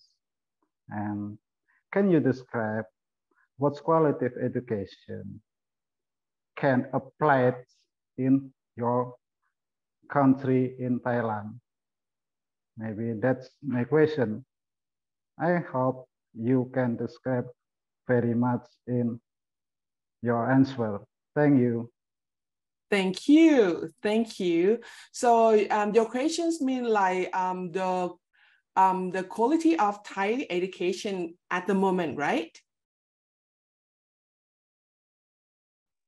Yes, all right. All right. So of course, in each country we have the education quality quite different, but pretty much right now I have read the education in South Korea, in Japan, in China. Okay, since I have to conduct teaching with some students from China at the moment, I go deeper in the quality, and then I'm sorry I haven't like have a chance to take a look in your education field, but of course, like since I was invited here, okay, I'm gonna take my time study about your the quality of education in here as well. Let me explain about the education in Thailand. So we have the basic curriculum, which is taking care of the students from grade 1 to grade 12, okay, but it is up to the student whether they would like to continue in the university or not, okay. But at the moment, okay, the number of my students in the university, we didn't get less than the previous year, which means like the people still interested in the higher education, which in the university, and the number of the master degree like you are in at the moment, okay, has been increased as well. Okay, during the COVID-19, the people might think like just stay home, do nothing. Okay, but surprisingly, the people try to increase their quality, okay, in promoting themselves in the field that they're interested in joining the higher education.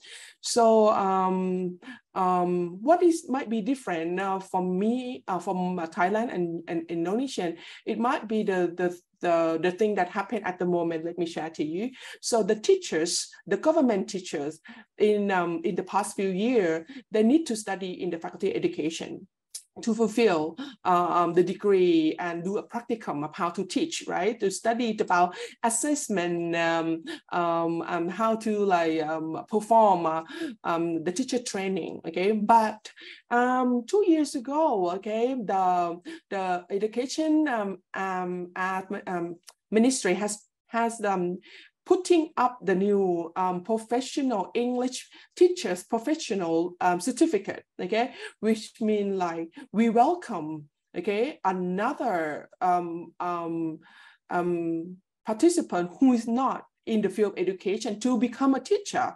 If you study the science, if you study engineer, if you studied about the business, okay, and you would like to be a teacher, okay, the education ministry has putting a certificate, okay, a certificate. I'm not sure that happened in Indonesia or not. You can share that to me because they're going to be uplifting my knowledge as well. So they're going to go for the training, okay, the teacher professional for 1 year. And after that, okay, even like they didn't have a chance to study in faculty education, they can take their degree, putting up with the teaching professional certificate, and then they can become a teacher. All right, so that break a lot of the stereotype in the past that the teacher should be a teacher, but not anymore. Okay, you can be study in architects and you want to be a teacher. You might find the field of teaching in the vocational college and in the university, but you need to take the professional teaching professional certificate, okay, to get through the field of education. So that might increase the quality of the teacher, okay? In Thailand, okay, being a teacher, we never get rich, okay? We never get rich. Compare like for the people who study doctor, okay, engineer, okay, blah, blah, blah. They have a lot of money, okay, the salary. But then somehow the people assume that who study in education because you're poor, you don't have any money, and maybe being a teacher is just like so-so for them, okay? But now that stereotype has changed a lot. Okay, we study, we work hard, we serve the community, and even like we didn't have a big salary, okay, compared to other, okay, but for sure, okay, another field of the study like engineer, doctors, mechanics, or something like that can come to the field of the teachers, and they contribute the quality of like Thai teachers' quality getting better. Okay, and now it's changing the stereotype that we have in the past. Thank you. I'm asking you. Okay, thank you very much for your response, Doctor. So there is more question for you, but it is from Ms. Dia, but right now she cannot join using her microphone. So I will read it for you, the question. Okay. How can the cultivation of critical thinking skills in education transformation under Society 5.0 help address the challenges and achieve the objective of the Sustainable Development Goals in rapidly changing and interconnected world? Okay, you can respond it. Thank you. The critical thinking is actually as a foundation of all skill. Okay, when you learn the computer, new application, you have to think about, is this good for us? Is it suitable for us in the future or not? Or wasting of time. Okay, so the critical thinking can be able to like help us to provide the body of knowledge that's suitable to our future. okay, to our future. In SDG, they mentioned about the critical thinking, because at the moment, have you seen with like the fake news, or maybe the political issues, so I should mention about that, or maybe some source of the false, okay, material that happened inside the internet. But then somehow, if we lack of those skills, we become drawing down to that spot very fast. In the teachers, like we teaching, we not just like tell them to do what 1, 2, 3, okay, but we need to give them a choice, okay? Whatever the subjects we're taking care in the university, okay, if it's not suitable for the student, it might be on the next subject. Topics might be relevant, okay? One theory that has been mentioned a lot inside the educational field, which we call as the multi-intelligence, okay? Which means like one student, okay, if like fit in another, in one student, it might be like difficult. We need to find that, okay, with the multi-intelligence, okay, of the student, they might be good in the same thing. For example, okay, they're good in football, but they might not be good in mathematics, okay? They're good in mathematics, but they might be poor in speaking English. So with that, we not just like blame the student, the teachers who have the critical thinking in planning their teaching well, you will see the difference of the multi-intelligence of the learner. And find a suitable way to teach and help them to get a better and find the skill, okay, for their future life after graduated. Okay, so that's the link between SDG and critical thinking that the teachers, the lecturers should have. Thank you. Okay, thank you very much for your insightful response. And I strongly agree that critical thinking is very important to develop sustainable development goals itself. And one more question from Miss Nikade Sinarwati. Good morning, Miss Kadek Sinarwati. I would like to invite you to ask a direct question to Dr. Waiwali. Okay, thank you, Miss Dia. Okay. Yeah. Okay, Miss Waiwali, I'm Nikadek from Kuta District, Bali Province. Okay, and this that you're explained about soft skill, social innovation, emotional intelligence, and attach. The most research that I found, the soft skill contribute to be a success in the next time. Nah, in COVID pandemic 19 era, learning process using so much technology like Zoom, video, and the others. And how about you in learning? How about using technology and the impact of that to soft skill student? Is the increase or decrease soft skill in pandemic COVID era? All right. Thank you. I love your question. It's gonna be the result from many research, like talking about all the positive outcomes from using that technology. I would like to share you about like my practice. Okay, is it gonna be a bit of the practical skill? So of course, like when the teachers know technology, we open ourselves to teach on not only in front of the class, but in Zoom, Google Drive, Google Classroom, and Microsoft Teams, so many platforms for us to follow, and it's free, okay? But will happen, okay, not only like the student need to change their learning style, because many students, believe me, they would like to be in the class. They would like to really have a real interaction of the student, of the student as a friend, a classmate, and the interaction with the teachers. So I'm not gonna be 100% okay, happy in using Zoom all the time. Okay, so we just blend the learning. Okay, but we cannot deny of like using technologies. Okay, it's useful. It's gonna like help us with some activity that we can use inside the Zoom. But many students like fall along the way of learning using online. Okay, what about that they just put their photo and smiling to us with that photo, but actually they just lay down and sleep and just gone somewhere? How about the body of knowledge that the teacher put themselves so hard in preparing the slides and preparing the activities? We fell. Okay, and after I have a small talk with those students who just fell in the class, because not every student can have their own time management well.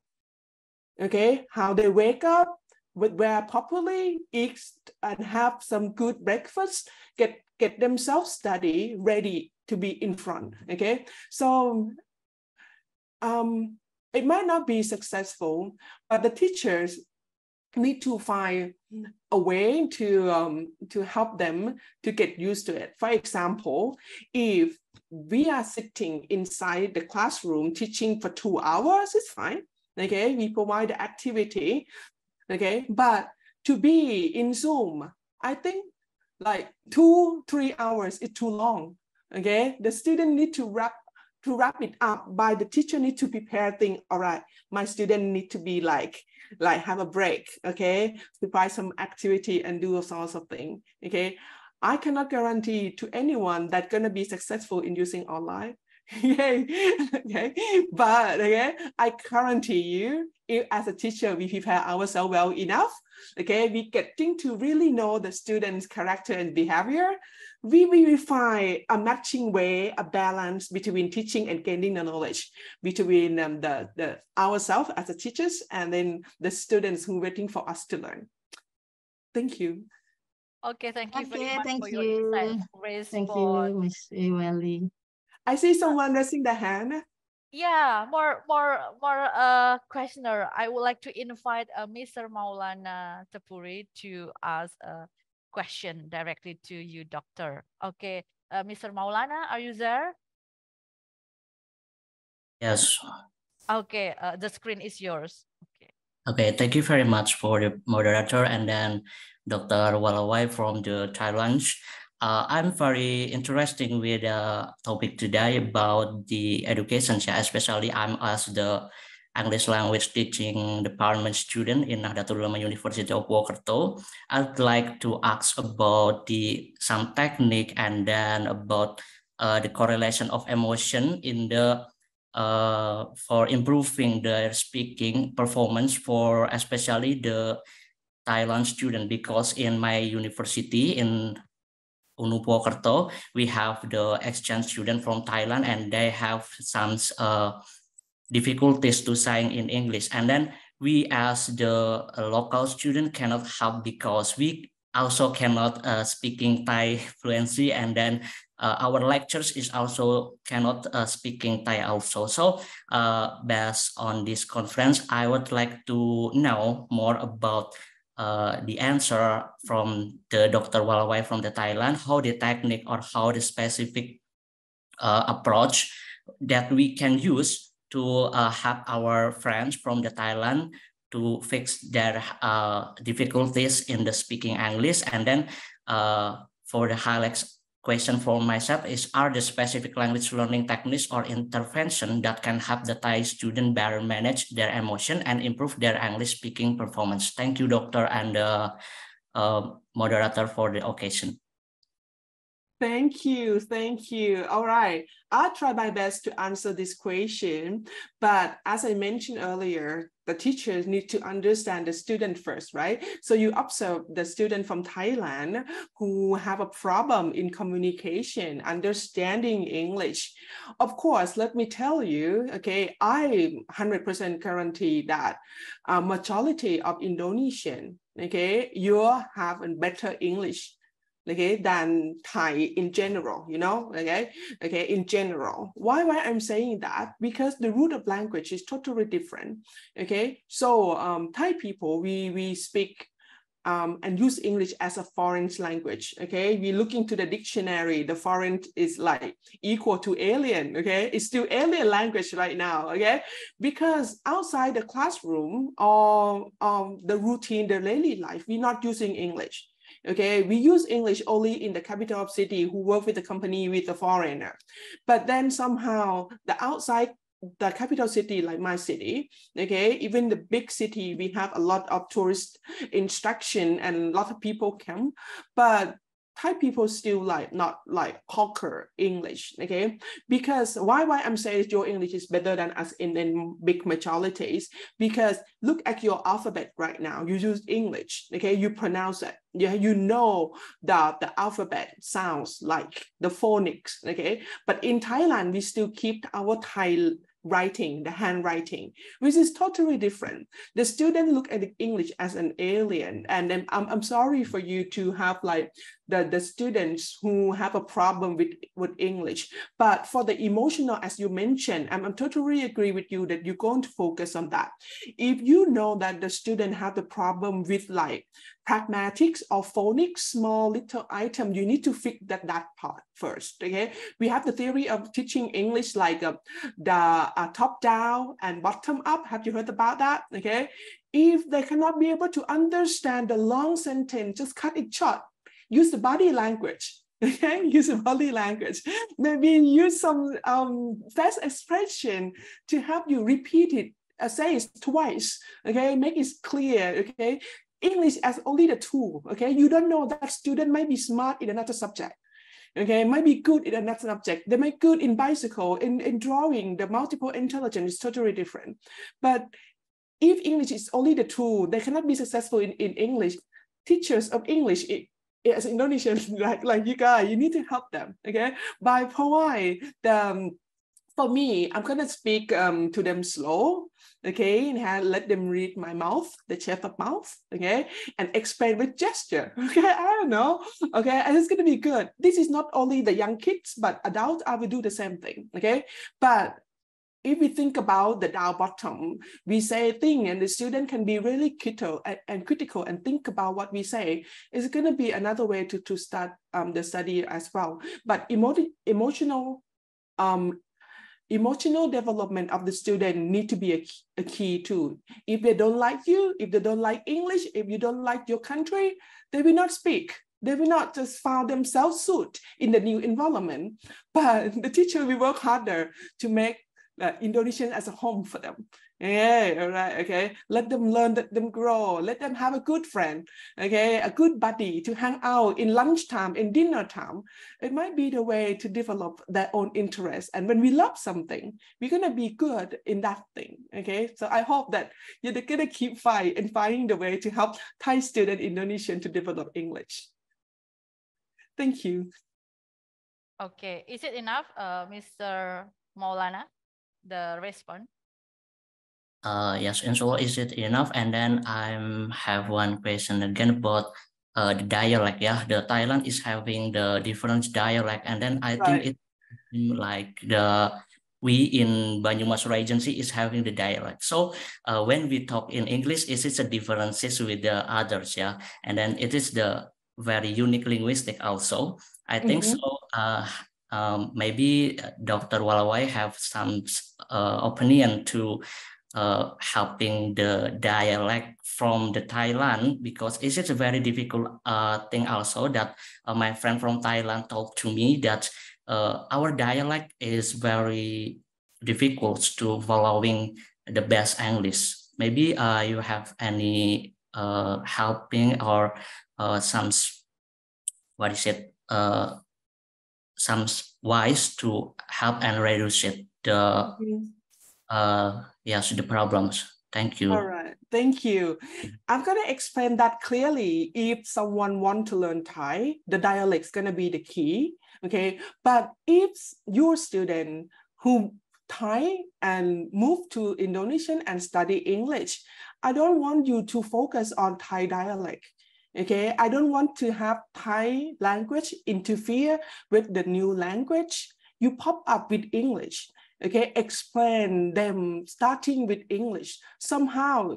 Okay, we have heard about like the research that the first language and second language interfere, right? Okay, they might have like, I cannot speak that word because I'm still stuck with Thai dialect. Just cut them out, okay? Just give them a new life of English, okay? Just don't bother about anything about dialect. If I say something about in Thai, I will say, สวัสดีค่ะ สบายดีไหม Okay, มาเมืองไทยสิเมืองไทยสนุกมากเลย You're gonna say, what the heck? Why I have to study that thing? Okay, as the same thing, this language might be happen with my Thai student in your Thai student in Indonesian as well. So just let them, allow them to speak Thai at home, but when they are with you, just make it up and start with English. All right. Thank you. So thank you very much for your response, Dr. Waiwali. So everybody, actually, by joining this international conference, actually it is one way for us to improve our English and keep practice to speak English, actually. So please engage actively in the Q&A discussion when you join the international conference. It really works to improve your English instead of we get a new knowledge, yeah? Okay. One more question, the last question for you, Dr. Waiwali, because your topic is very insightful and interesting for As I mentioned, you keep me to be the last plenary speaker.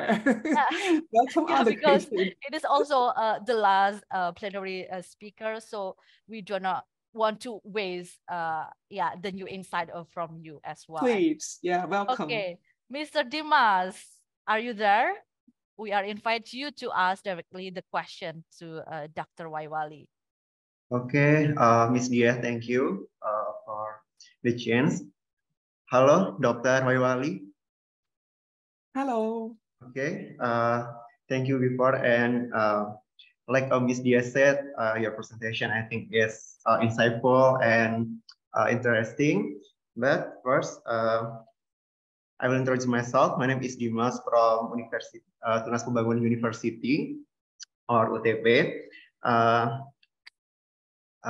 Actually, my background is not education, but I'm interested with your presentation. So I have the question for you that how can the principles of education transformation in Society 5.0 contribute to achieving the Sustainable Development Goals in an inclusive and sustainable education? Thank you. Thank you. So Sustainable Development Goals had popped up to our country, and in Indonesia it's about almost 10 years, if I'm not wrong, okay? Because the UNESCO just like introduced this to us because they would like us to serve ourselves and prepare ourselves to be a world citizen, okay? In all the area. So in education, okay, has been popped up to us under the organization like TAMS, okay, TIAM TAMS, okay, and they had been ranking of the university all over the world about like this year, if like each school has served ourselves, prepare ourselves, they're gonna be up ranking, okay, in the like up to like by 100 to 400, 400 to 1,000 and 1,000 something, okay? Many university has like report their performance so hard in serving the SDG. For example, the university have the saving environment, doing things for the water, and serve and provide the agriculture to serve the food for the communities, or maybe do some education and helping the school in our area. So that report from the school had popped up the university interest to be serve ourselves and prepare ourselves in SDG. Okay, so right now in Thailand, so many university has reported to the organization named TAMS, okay, in ranking the university okay, to be like category in each part, to be able to see that who and what we are, where we are at the moment in the world, okay, of education. My university is the same thing. Okay, about 4 years ago, we first joined the organization named Times in ranking the university. Like we get number 400 or something. Okay, and another year we get 600. Okay, it doesn't mean like we make ourselves worse, but it's more university joy. Okay, the Time magazine, the Times organization, which is helping us to see how we can develop ourselves. So with the board, the communities, and also the university communities has been like pop up with the idea that we need to not only see only the ranking of university, but we need to see the real outcome, that we really serve and taking care SDG well enough or not. So right now, SDG has contributed to the high school level and primary level. Okay, I even introduced the SDG to kindergarten curriculum. Believe it or not, they accepted because their lesson plan of the kindergarten level or the primary one has served SDG in some of the number. For example, well-being. Okay, or maybe with the lessons about sciences in saving the water. Okay, we work so hard. Not only university can see and understand what SDG is, but to build all the community to understand the same thing.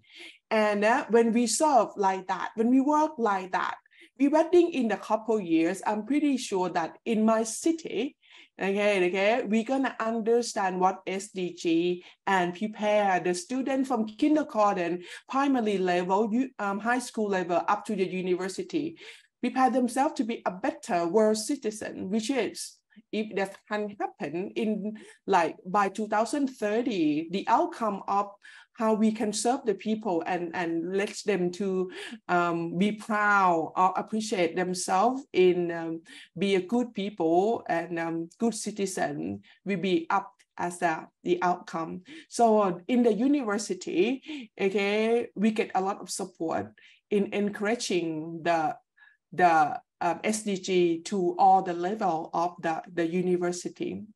Okay, and if you would like to see the example or discuss more about my university, how does my university work? Okay, you can in touch again, okay, to my email, and then yeah, it will pop you up with some of the example, okay, of the university has been leading to the SDG. It's going to be a good talk. Okay, is it enough, Mr. Dimas? Yes, it's enough. Thank you, Dr. Waywali. Thank you, lovely. It's my pleasure. So, ladies and gentlemen, so this is the last session of the plenary session. So, I would like to invite Dr. Waywali to give us one sentence for closing remark. Okay, the screen is your doctor. Thank you. Only one sentence? All right, that's a tough one. Maybe two or more. It's okay. Okay. All right. Okay. So we totally different in different field, but we have the same goal. Okay, in lifting up, okay, ourselves and our community. Okay, and believe me, we can be happy. Okay, when we work together. Thank you. Okay, thank you very much. Please give virtual approach for Dr. Waywali. Thank you very much once again for your insightful presentation and also your insightful response for all the questions. So, ladies and gentlemen. Okay. So, ladies and gentlemen, for your information, Surakarta or Solo is Paris van Java. So why not just come to Solo and have a fruitful collaboration with Universitas Tunas Pembangunan? We really welcome you to have a collaboration. So this is the end of main agenda. For the keynote speaker, Mr. Penny, and for the plenary speakers, Dr. Tias and Dr. Waiwali. You may leave the Zoom, but if you want to join the parallel session, we are greatly appreciated. Ladies and gentlemen, there will be a parallel session. You may join the parallel session throughout the breakout room. Our breakout room session will be enriched by your active participation, challenging question, and diverse perspective. And don't forget to active engage to improve your English speaking skill. Well, International Conference on Economy, Education, Technology, and Environment not only offers a platform for intellectual exchange, but also provide a unique opportunity to network and build connection with like-minded individuals from different corners of the world. I encourage all of you to match this chance to forge meaningful partnership. Thank you once again for gracing this event with your presence. May this conference be a celebration of knowledge, friendship, and shared aspiration. I am Diah Nur Hidayati. See you on our next conference. Thank you. Thank you. Thank you, everyone. Thank you, Doctor. Thank you, everyone. I'm glad to take part. What comes to your mind during the World Champion? Winner, success, or excellence?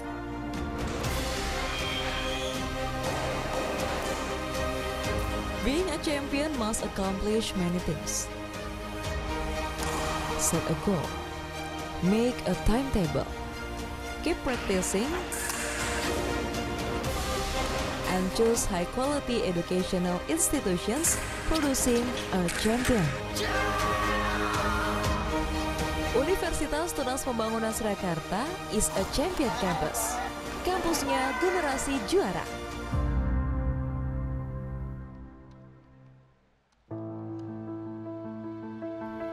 Our dream to contribute to the nation carries the values of three ciri, three characteristics consisting of pioneering, patriotism, and independence. Universitas Tunas Pembangunan Surakarta, often called as UTP Surakarta, has three campuses. The first campus is the main building for administrative and public services and the Faculty of Agriculture. The second campus houses the Faculty of Engineering, Faculty of Teacher Training and Education, and Faculty of Economics and Business. To support the learning process, we also have a library and laboratories with various facilities. With the international standards, the sports and art building of Universitas Tunas Pembangunan Surakarta was chosen as one of the venues for 11th ASEAN Para Games 2022. The third campus serves as a venue for student practice lectures and a hub for non-lecture activities.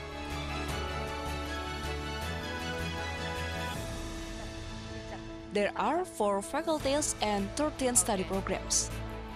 Faculty of Engineering, Faculty of Agriculture, Faculty of Economics and Business, Faculty of Teacher Training and Education. Diploma of Aircraft Maintenance Technology and Diploma of Applied Smart City Information Systems are vocational programs under the Faculty of Engineering, and postgraduate program in Physical Education. Universitas Tunas Pembangunan Surakarta also provides a forum for students to channel their interests and talents through various student activity units. The generations of Universitas Tunas Pembangunan Surakarta champions has been proven by many achievements in sports, engineering, economics, and business as well as agriculture. To promote Merdeka Belajar Kampus Merdeka, the Independent Campus Freedom to Learn program, Universitas Tunas Pembangunan Surakarta has collaborated with more than 50 national and international partners in education, government, private sector, and organization. Universitas Tunas Pembangunan Surakarta has produced many outstanding graduates who have proven to be the champion generation throughout Indonesia. Assalamualaikum warahmatullahi wabarakatuh. Saya Winarti, Rektor UTP Surakarta.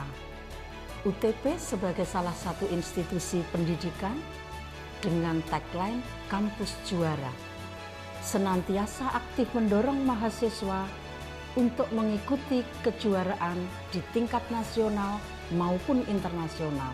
Hal ini telah dibuktikan dengan memenangkan berbagai kejuaraan, baik di bidang olahraga, teknik, ekonomi dan bisnis, serta pertanian. UTP memiliki slogan Program Belajar Tepat Waktu. Program ini bertujuan untuk memotivasi mahasiswa agar dapat menyelesaikan kuliah tepat waktu di bawah bimbingan para dosen yang handal dan berpengalaman, serta dilengkapi dengan sarana prasarana akademik yang memadai. Kami persiapkan lulusan yang kompeten, kompetitif, dan berkarakter sebagai tunas-tunas pembangunan bangsa. Jadilah generasi juara bersama UTP Surakarta. UTP Juara. The spirit of Java describes how Solo has evolved into a dynamic city that is forward-thinking in all fields, including education. As one of the best private universities in Solo, Universitas Tunas Pembangunan Surakarta has a commitment to educate the nation as well as to develop champions' educations and character. Have you ever imagined yourself as a future champion? Be a champion with Universitas Tunas Pembangunan Surakarta.